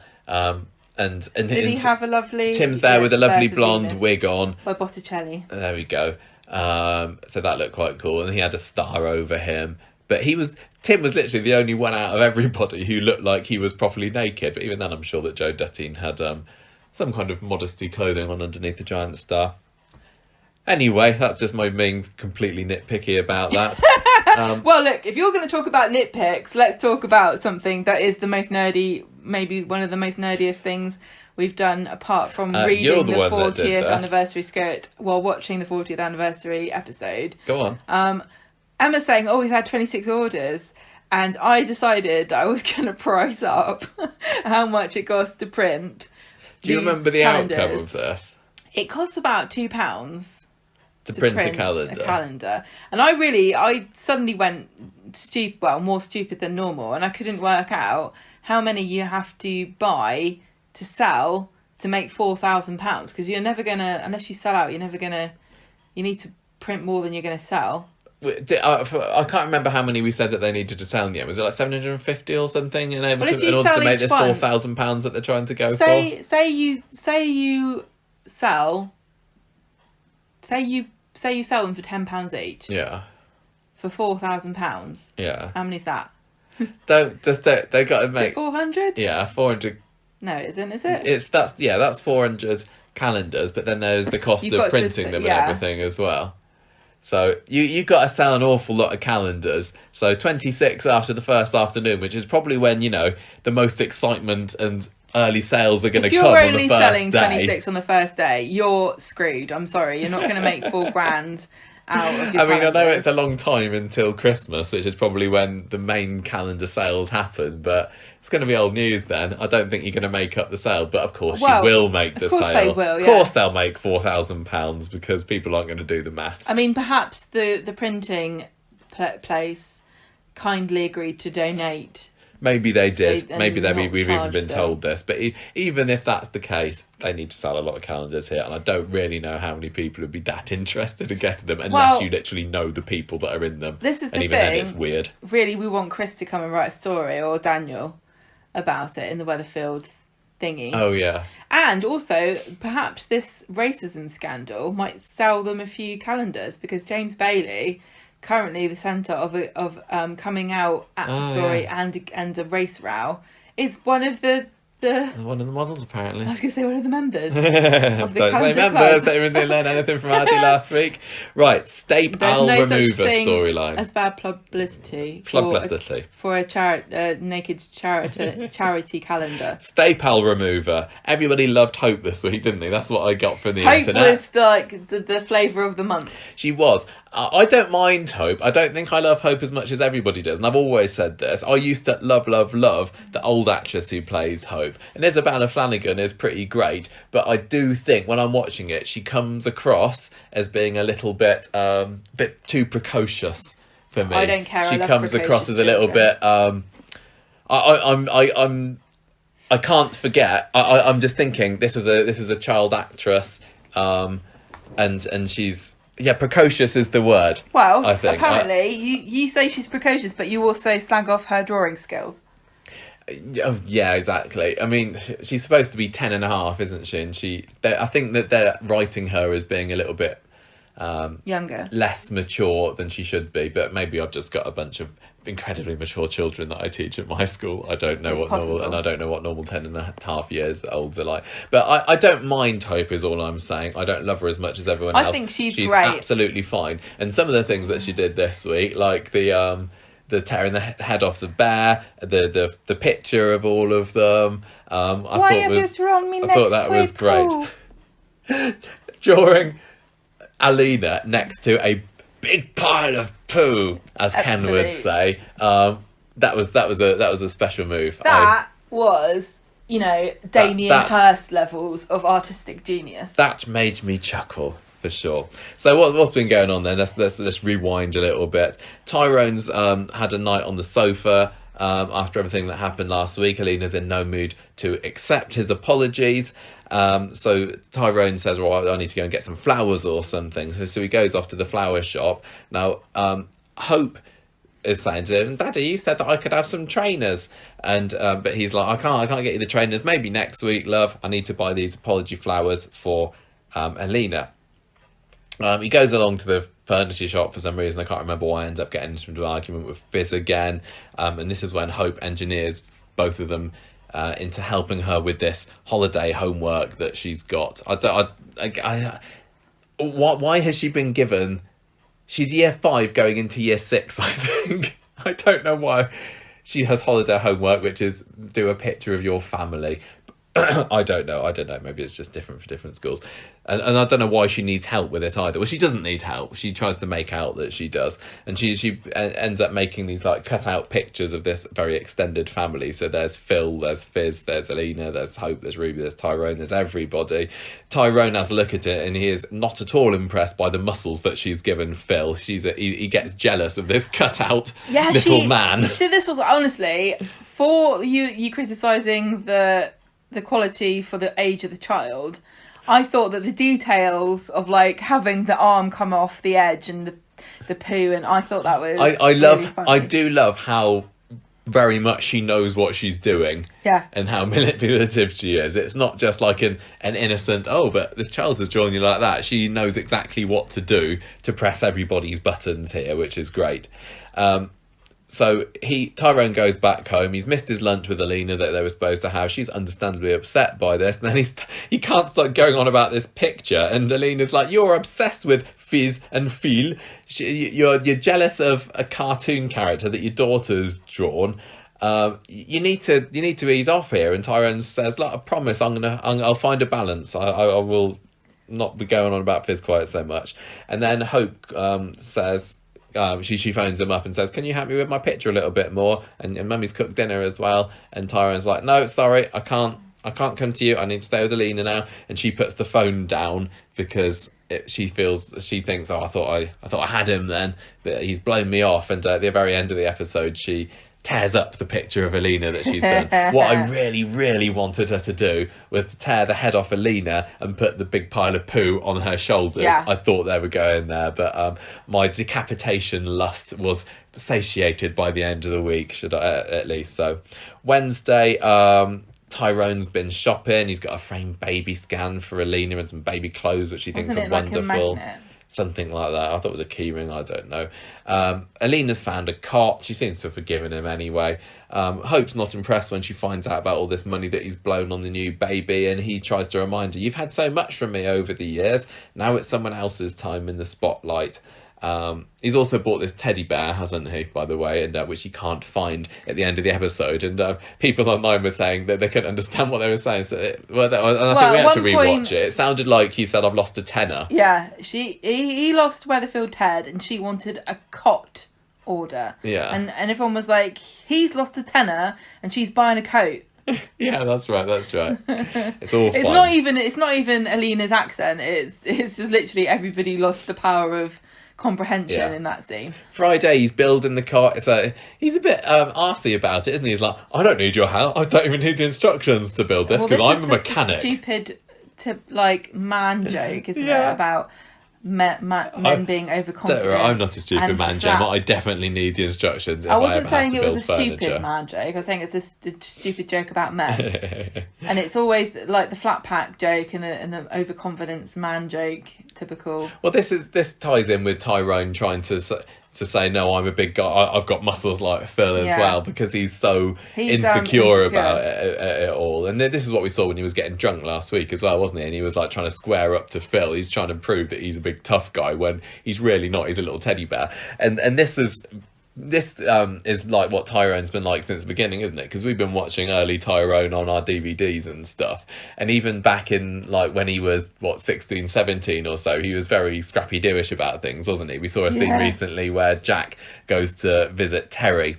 and Tyrone's there standing behind him like saying, let me at him, Jack, let me just say the word and I'll have him. And he's like this little pint-sized kid going up against big Terry. So I like that little throwback. Fizz has got another date with Phil tonight. She's kind of putting it off. She's the luster has gone off of him, and she realises that she's got other things that she needs to be focusing on, really. But Evelyn says, no, you go for it, girl. And meanwhile, Hope is in a mope because Ruby has told her that the new baby won't be her real sister. And yet again, I'm getting a bit fed up with them not showing Ruby on screen. It's getting a bit like... It's a bit Tracy going up playing a tapes level of ridiculousness, isn't it? We know that the actress isn't there. Maybe just don't mention her or bring her in, please. So Hope goes to the cafe with Fizz, has a milkshake. She says, I don't really care about about whether she's my sister or not. She basically is just enjoying being incredibly contrary, and she says that Ruby's too stupid to see what's going on with Alina. Give her a chance, I say. And Hope feels like she hasn't got anybody to love her. Oh, so sad. Cot's all built later. Tyrone can't fit it into the bedroom. Alina says, we need to move it quickly before Hope gets here. And I got a bit of mixed messages, or a bit, the writing for Alina this week couldn't decide whether she was being childish about the whole Hope situation or not, because I'm sure that on Wednesday's episode she brought up this cot when Hope was in the room, and she would have known perfectly well that Hope wouldn't have liked the idea of having this cot, but she brought it up. It felt like it was a bit of a spiteful move. I'm going to mention this cot to pee Hope off. Where did she say this? On Wednesday she was saying this, but on Friday she's saying, we need to get the cot inside the bedroom so that Hope doesn't see it. So I couldn't decide whether or not she's sparring with Hope or not at the moment. Talk about it later, because there's the question of the sleeping arrangements. Yeah. I can't remember who wrote that. Anyway, Fizz and Phil go out on their date. Fizz seems very distracted. She seems a little bit bored by his story about a massive lizard that he saw. I really loved the way that she was talking about monitor lizards and stuff, and he was saying that it was so much bigger than he thought they would be, and then she's like, yeah, where was this? Huddersfield or whatever she said, and he's like, sorry, I'm boring you. And she's like, oh no, I just don't really know what monitor lizard is. And he was like, it's a giant lizard, basically. I love Phil, and I feel a bit sad at the moment that we may have seen the last of Phil. I think he's a really decent bloke, and fair play to him for still keeping on going and being incredibly lovely and charming, despite the fact that Fizz wasn't really paying much attention to him. Say to Fizz here, she's an idiot. This man... Don't you attack my Fizz. This man is interested in her, despite all of her ridiculous baggage and BS, and continuously banging on about bloody Tyrone all the goddamn time, in the middle of him trying to have a date with her. He's been so patient and wonderful. And he's in his 40s, I'm going to say. Yes. And Late 40s. he doesn't have kids. You could not hope for a more useful unicorn of a man. You've forgotten the most important point. He's a fellow ginger. That just adds to the bonuses. You know what I'm saying? She's got 2 kids. He doesn't have any. There's not going to be any juggling and fussing and, Yeah. And he's not put off by her having kids. No, he seems very, he's very absolutely perfect for her. She's like, I've got to put my priorities in order. I don't think she's banging on about it in the same way as Tyrone is at all. They're both banging on about what? About Tyrone. I agree with Alina. Obsessed. He's obsessed with Fizz at the moment and jealous that she's got this other guy on the go. But I don't think that Fizz is as obsessed with Tyrone. And of course, it's the same with me being Team Todd, and I can't see any. It's almost like I don't see him doing anything wrong ever, but I do. I just enjoy it. Yeah. And I know that Fizz has not been perfect through this, but I am so Team Fizz, and I think honestly she's maybe mentioning it a little bit too much. But I mean, I think she's over it now, isn't she? She's just trying to deal with what's happened. I don't think she wants him back now, and I don't think she's upset. I think she's more fed up with how tactless he is being. Yeah, maybe. Yeah. But I still and how think difficult he's making her life. I think that she would still take him back if they wanted it to. I hope not. Anyway, I still would like that. Well, but she basically tells... Doesn't she basically tell Phil that she... She says that I need to get things sorted. I've got too much drama going on in my life. She breaks up with him, very sad, because she realises she's not ready to go into the dating pool yet. We didn't realise she'd broken up with him until she tells Evelyn later on. No, I thought that she had. I had to explain to you. You missed the line. Yeah, she tells Evelyn that it's kind of fizzled out with him, and they end up laughing over the fact that Alina's burnt the sausages, apparently, and they have some lovely wine together. Meanwhile, a bit earlier than this actually, Hope comes round to see Tyrone and Alina. They talk about the baby's sleeping arrangements. She's got absolutely no intention of letting this new baby share the room with her and Ruby, or really having anything to do with it. How confused I was by this, because are they still living with Emma? Yes, that was mentioned. I think they So this kind is of a said that what? they said that Emma will probably have moved out by then or something. I think they were Well, this is really weird, assuming then. that Emma's not long. So there's not. So it's a two-bedroom. This doesn't make any sense. Never think about the sleeping arrangements in any Coronation Street house too deeply. It's either a 2 or a 3-bedroom flat. And one of those bedrooms is being occupied by Emma, and the other one is Alina and Tyrone. But then Hope was talking about her room she shares with Ruby as though she already had it. Well, then it must be a 3-bedroom. Well, then if Emma's moving out, there's no problem at all. That's what I'm saying. It doesn't logically make sense. Because they were saying, when the baby comes, the baby will sleep with us for 6 months, but then we're going to let it have your room, and you can sleep in the front room, and it'll be like a sleepover. And she's like, nah. I like how she said, didn't she say that the new baby can sleep on the sofa or something? And then what was it? They were like, oh, that's really mean. It's like, that's what you're making her do. Yeah. I'm really surprised that that they haven't started trying to move Fizz out of the house. Yeah, I know. She's got her feet well under the table there, hasn't she? Because, and Evelyn, just to remind everybody, that's actually Tyrone's house. Yes. Tyrone finds out towards the end of the episode that Fizz and Phil have split up, so I don't know whether this is going to be an opportunity for... Is it going to make him reevaluate his situation with Alina and see, there's an opening there? I don't know. But the very final scene was Hope in the backyard tearing the head off Witherfield's Ted. Good. Decapitating him. Yes. Because it symbolises this... baby. The baby and the They're relationship between really Daddy careful. and Alina. This is like Addams Family Values when Pugsley and Wednesday tried to kill the baby all the time. Yeah, well, and the baby just breathes fire on them. Do you remember the bit on there where they're guillotining him and he grabs the nail? Not the nail, the blade, sorry. Anyway, I thought this was quite fun this week. Do you think that Tyrone is in the right trying to prioritise the baby over his... Well, it's not even... I'm not going to say that Hope isn't his daughter, but... I thought it was really sad when Ruby was teasing Hope and telling her that she wasn't actually going to be related to the baby at all. That's just the kind of, really cruel, casually callous things that children say to each other to rile each other up. I don't know. I'd like to have seen it, maybe. To have seen the intention in Ruby's eyes. I literally don't think you need to. Because you knew that they were winding each other up, and you know that Ruby said it on purpose to upset Hope. Yeah. You know that she did. Yeah. But I thought that was really sad. Poor Hope, honestly. What was this special school that they took her to? Because they seem to have there's a school in Birmingham. been like, don't set fires, but you can decapitate people and draw giant piles of poo. It does seem that she's in no way changed to how she was, 2 years ago? 3, I've lost track of time. Literally, just wait, because there will be a fire. Yeah. You know that she's going to set fire to something and try and kill the baby Yeah, so they were away in Birmingham for 6 months. They brought back Psycho Jade and Hope, who was clearly in no way cured. Yeah. The question is, is she going to wait for the baby to be born to try to kill it, or is she just going to kill Alina and the baby at the same time? I don't know. I think she's going to stick a ticking time bomb inside the Ted and put its head back on. Here you go, Alina. Oh, thank you. It's so beautiful. 9 months later, this Ted's going to explode. Going to love this. Why is it ticking? It makes a funny noise.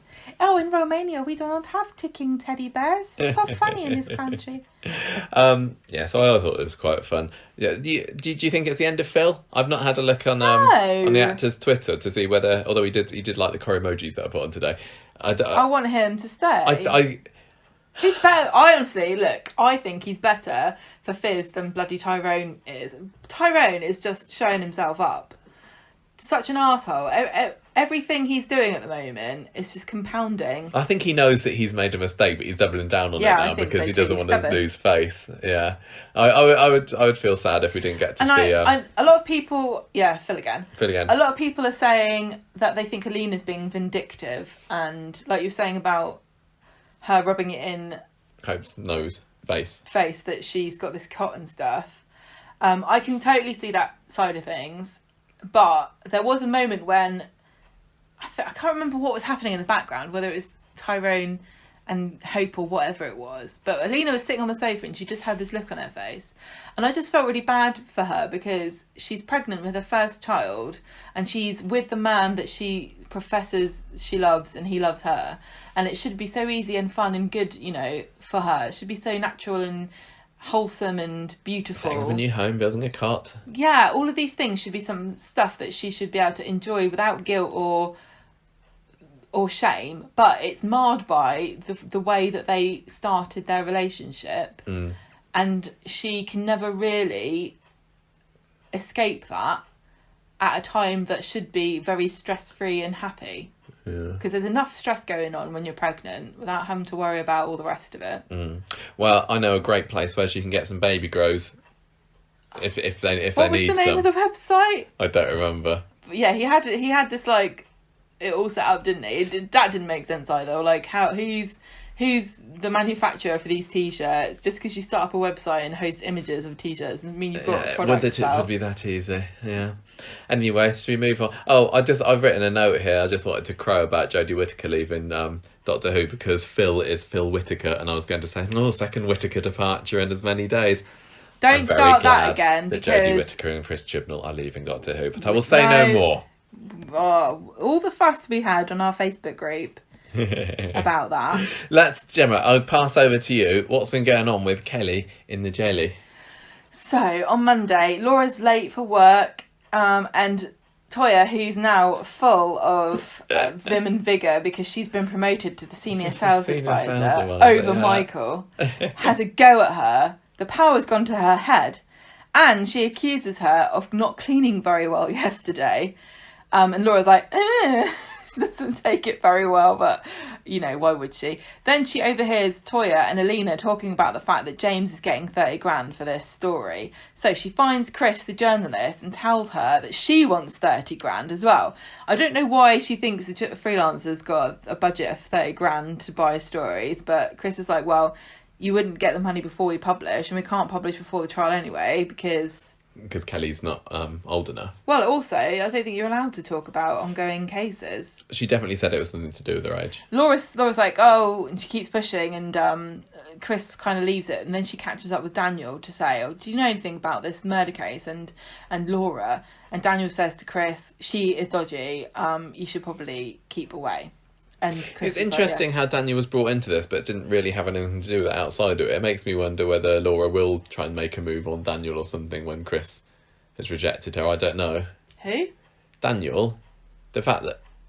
Well, I don't get why he was brought in. Who's going to make a move? Is Laura going to try and see if Daniel can give her £30,000? I thought you were talking about dating. I was like, oh, no, Daniel was going to date Chris.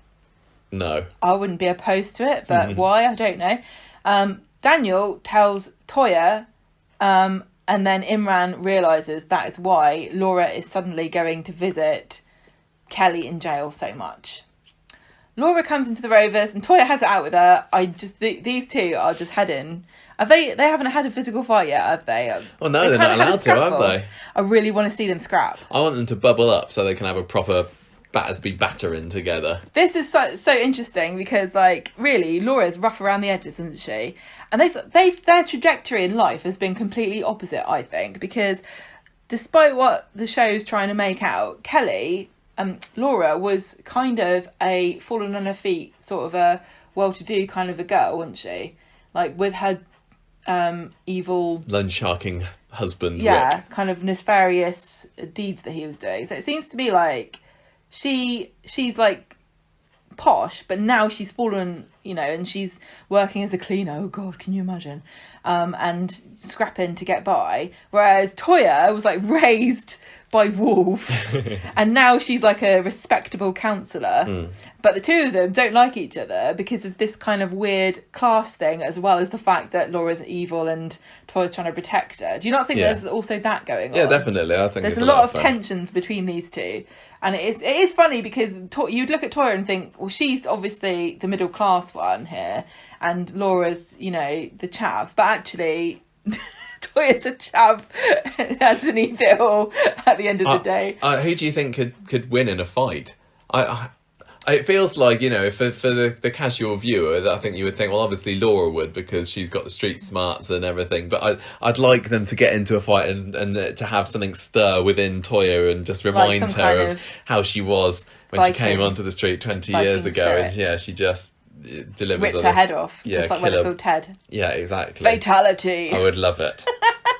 Yeah, they have a fight, and a verbal fight, and they're like, they say to Laura, "Don't do this article," and Laura's like, "Not interested," and walks out. Imran visits Kelly and tells her the real reason why her mum is visiting her, and she's absolutely gutted. Then Laura stays up late to work again, and Sarah fires her. Then a police officer comes and arrests her for child cruelty. What a bad day. She thinks it's Toya's fault. Well, she's doesn't like, she? yeah, look at you, butt will melt in your mouth. This is obviously your fault. And Toya's like, I had nothing to do with it, but I support whoever did wholeheartedly. It's like she's been taken over by the spirit of Emily Nugent. Toya goes back home and tells Imran, and he's like, oh, wow, why did you do that? And she's like, why does everyone keep saying it was me? I didn't do it. She thought that he did it. Yeah. Kelly phones them later and says it was her. And she says, Report your realise own when I mum." look back on my life, it's not normal to be hit, abandoned and abused by your mum. She says, I wanted to trust her and I wanted to love her. And it was really sad to see her talking about that and how she didn't know she was even doing the right thing. And so Obviously she Coronation was. Street's attempts to make us feel sympathy for Kelly continue to rehabilitate her. Let's not forget that Kelly is a child pornographer. On Wednesday, Imran is worried that Corrie's team is going to use Kelly's rubbish upbringing against her, and they have to make sure that they've got her back. So they go to visit her in prison. Very socially distanced. It was like a three-way standoff, wasn't it? This kind of does make sense because, this was last year, but when we went to that funeral, even though we went together, we're married, we had to sit separately. I think It makes sense. institutionalized places like this are like, it doesn't really matter, one rule for everybody, otherwise we're gonna, everyone sit separate. This is why it doesn't bother me, a lot of the socially distancing things on Corrie, because most people would be socially distancing from each other. Yeah. Anyway, Kelly says the social services are coming to talk to me about the neglect, and thanks for helping me, but I don't need your help. And they're like, no, you're the child, we're the adults, we're here to look after you. Oh, and when Toya was saying that to her, I was like, Toya's so sweet, and Kelly just needs somebody in her life that just cares about her, and she's got it finally, but it's probably a bit too late. It is. See, I don't see Toya and Imran having like a parent sort of relationship with Kelly. They No. feel like older friends. Like Auntie Toya and Uncle Imran. Yeah, that kind of thing. Which is why There's a bit too. She's a bit too old, and they're a bit too young. Yeah, that's exactly it. They wanted to have a baby, didn't they? When they had little baby Mason at Christmas, that was perfect.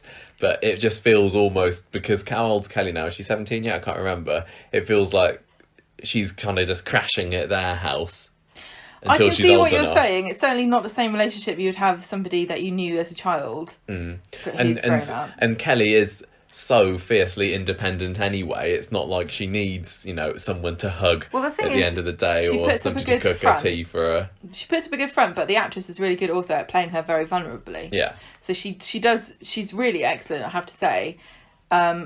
Starting to win me over, but I'm not going to allow it to happen. Because we know what she's done.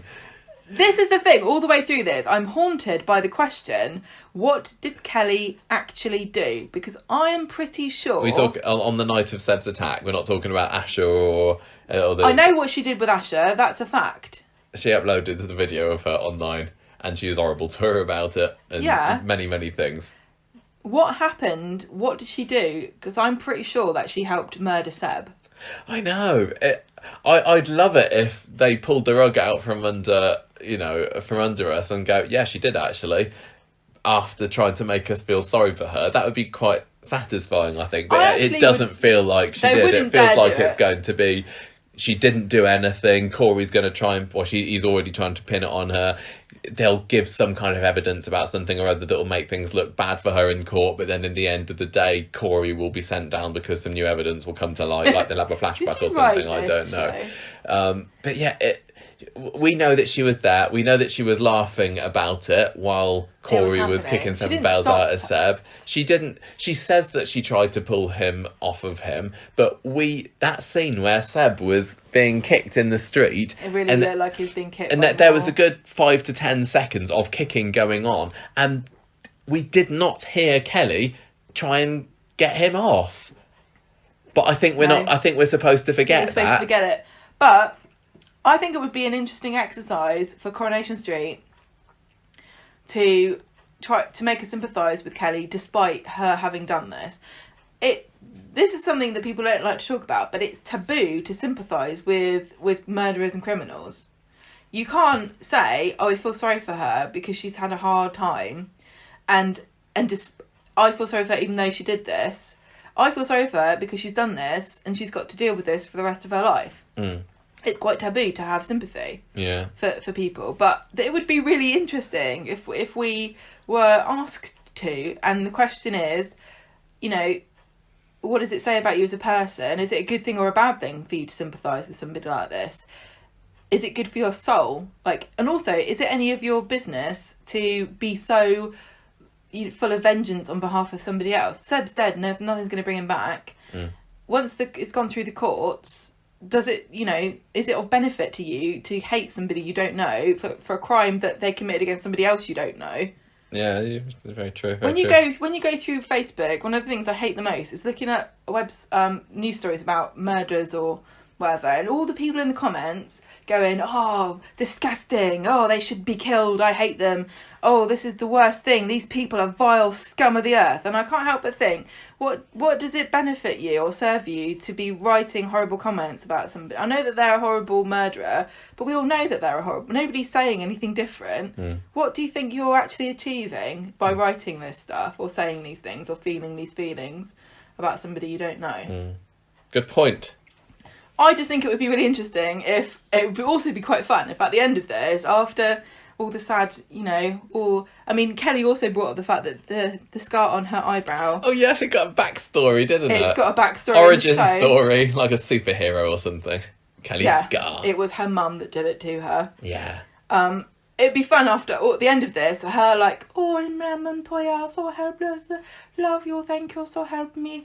Oh, I did not do anything." And then at the end she's like, "Ha ha ha, this is like the usual suspects. It was me all along. I'm the criminal genius." That would be, I don't think it's going to go that. Of course that it way, wouldn't, but it would be brilliant if it was. Yeah. Imran and Todd are not sure whether Kelly's strong enough to get through this at the end of the episode, are they? Well, they think Corey's going to pin it all on her and come out smelling of roses. Yeah. Because he's going to have a big I'm sure he will try to. hotshot lawyer team. But, Imran needs to believe in himself a bit more. Yeah, he did well with the Jeff trial, let's not forget. Highlight of the 60th anniversary week, thank you. And I also don't know how, we've said this before, I don't know anything about the British justice system or the English court system or anything. I don't know, and also don't know how Coronation Street is going to write this, because the reality of how it works and how it's reflected in the show are two completely different things anyway. But how is this going to work? Are they both going to be on trial at the same time? Are they going to have separate trials? What's going to happen? How is Corrie going to even factor into this? I don't know how it works. If two people go on trial at the same time, because I've heard this before as well, where you have two people going on trial for the same crime and they can't agree on the story about what happened in court, so they both get off. Kelly is definitely in jail. Where's Corrie? Is Corrie... He's on remand, isn't he? Is he on bail? I can't remember. I don't know who the police think did it. I don't know who... Do they No, still he think got taken in, didn't he? Because they found the river stuff.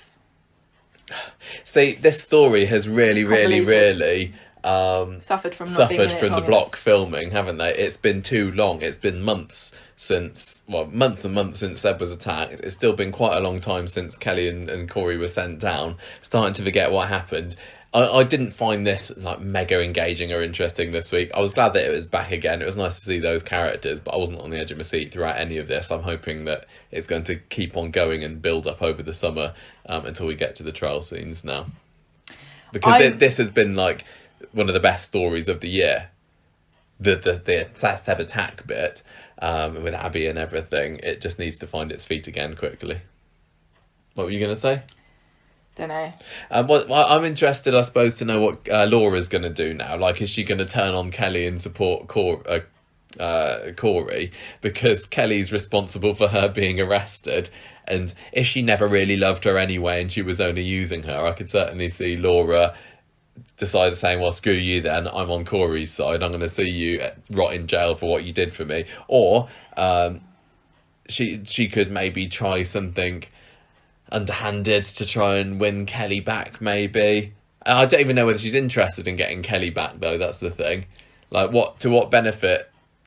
There's no benefit for her in being a good mum to Kelly, so she thought that she'd get £30,000 out of it. Now she's realised she's not. Maybe she's just going to be like, screw you then. That'd be quite interesting if she is a thorn in her daughter's side in the trial and she kind of gives evidence against her or something like that. I don't know.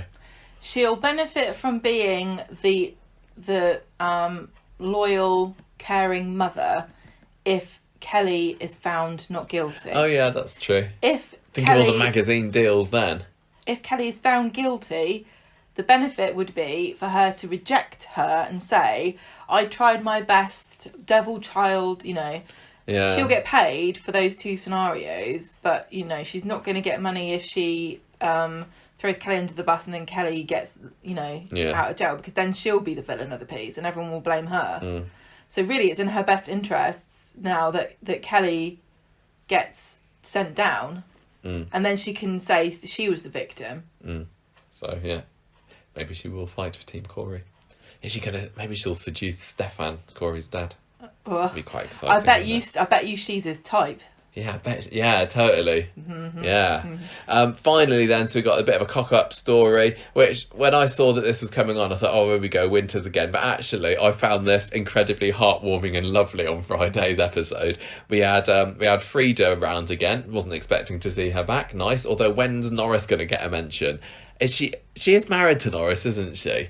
Norris is like, I'm not going back there. Twice now we've had Frida in it and Norris has not got a name check. I'm starting to wonder. He's like, I've got a massive tab at the Rovers. I'm not She's found a decent BSL teacher for Chesney and Gemma. British Sign Language. Yes. Chesney is not really in the right mood for this because he thinks he's just a bit rubbish at it, whereas Gemma's signing, do you say you're fluent in sign language? I don't know how that works, but she's doing a jolly good job about it. Can I just give a shout out to Dolly Rose Campbell? I do not know absolutely what her background is in BSL or whether she has learned this for the role, but learning the signs and her lines and performing the signs and saying her lines at the same time is not as easy as you probably think it is. If you look, sometimes actors who I presume can do laundry in their own homes can't even fold clothes properly when they're trying to perform in the scene. They kind of like start off doing it and then they throw it away. Yeah, I thought that Dolly did a brilliant job, and this is the most likeable that Gemma has been for a long time. Because she's nowhere near Chesney most of it. She's just not, she's not vile, she's not being obnoxious, she's not being stupid. She's actually taken the time to learn this skill. And again, we're talking about Gemma here and not Dolly Rose Campbell. I do feel some sympathy for her over that, shall we give Alid this cochlear implant or not? But no, I just thought that Gemma came across really, really nicely yesterday. And the scenes that they had, there was barely anything, basically. This sign teacher comes round, they reassured Chesney that we all learn at a different pace, don't worry about it, and then the three ladies go to the cafe and have a bit of a conversation about it. It just came across as very, very wholesome. I found it interesting. You pointed out to me, didn't you, that not everything that the teacher, I can't remember what her name was, not everything that she was saying was translated. Oh, you found out. She's played by Vilma Jackson. Not everything was translated even. There was a little bit of she says something and then Frida says, yes, that's right, Charlie, blah, blah, blah, blah, blah, and kind of repeats it back, even though obviously Gemma knew what she was saying. Mostly. I'm sure Gemma isn't actually fluent yet. I just found it really, really interesting and refreshing having them. And unlike the Tim and Steve scenes earlier in this week, which did feel a little bit like I was being lectured at or being, taught about racism, this didn't feel like I'm being taught about deaf culture. It was just literally two deaf characters and somebody who's learned British Sign Language having a conversation together. Yeah, I thought it was really great. I like the fact that they didn't translate everything that Charlie said. Yeah, that's what I said. Yeah. I know that's what you said. I'm adding to it. Okay. They were chatting, and it was very natural, and it felt like as we were watching it as people that don't sign, the show was saying, "Oh, you missed it, did you? Well, tough, you know." That's how deaf people feel sometimes. Yeah. Yeah. Sometimes they'll miss something in a conversation because it's not geared up for deaf people. Well, this is a conversation that's geared up for people that can sign, and you can't sign, well, you're going to miss some bits. Yeah. I thought that was a kind of a powerful thing to sort of, it wasn't rubbed in everybody's faces, and I don't think that, you know, it's one of the most important parts of the scene, but that's what I got out of it. Yeah, really, really well done. I very appreciated that. It was a long time since we've had this story, like a month or so. And now it was back. Is it going to be, you know, weeks again before we have it again? I don't know. I think, didn't they say that they were going to have the implant operation next week? Oh, did they? I thought they did. Oh, I can't remember because, what was it? Chesney thinks that they should definitely do it. They've had this discussion before. Why not help him to hear? And Gemma's not previously was saying, I'm worried that it might not work. But now it's the drilling into their baby's head. Yeah, now she seems to be saying, I don't think there's anything wrong with him necessarily. And this is what I was saying before about that documentary, that Sound and Fury that I watched. And you don't have to agree or disagree, because it's not really, unless you're deaf and your child is deaf, I don't think you really need to, you know, decide what you think or what you would do in that situation. I think it's down to the people that are involved. But I'm still glad that they're bringing it up. Yeah. And that ties up the week nicely. What are you going to score this week's episodes? Gemma? I think I know my score. I think this was pretty dramatic. It was very stressful because of the racism thing and worrying and still worrying. I thought that was relatively well done, even if some bits came across as clunky. I'm talking about what we said about it. Oh no, I thought we were fine. You always think that, and I always worry about it. No, it's fine. But look, I found that stressful. And then I thought the Todd stuff was great and dramatic. I loved Hope this week. She was fantastic. And yeah, the signing was sweet, and it was like a window on another world, wasn't it? And that's what Coronation Street is really for sometimes. I think, you know, looking at other people's lives that you and thinking, oh, that's just like me, or wow, I've never known anyone like that before. I think that's why we like it, isn't it, everybody? Yeah. Why we like to watch these shows. So I think that they had a good range. They had, you know, the very, very simple, mundane things of life, like, you know, signing with your friends in a cafe.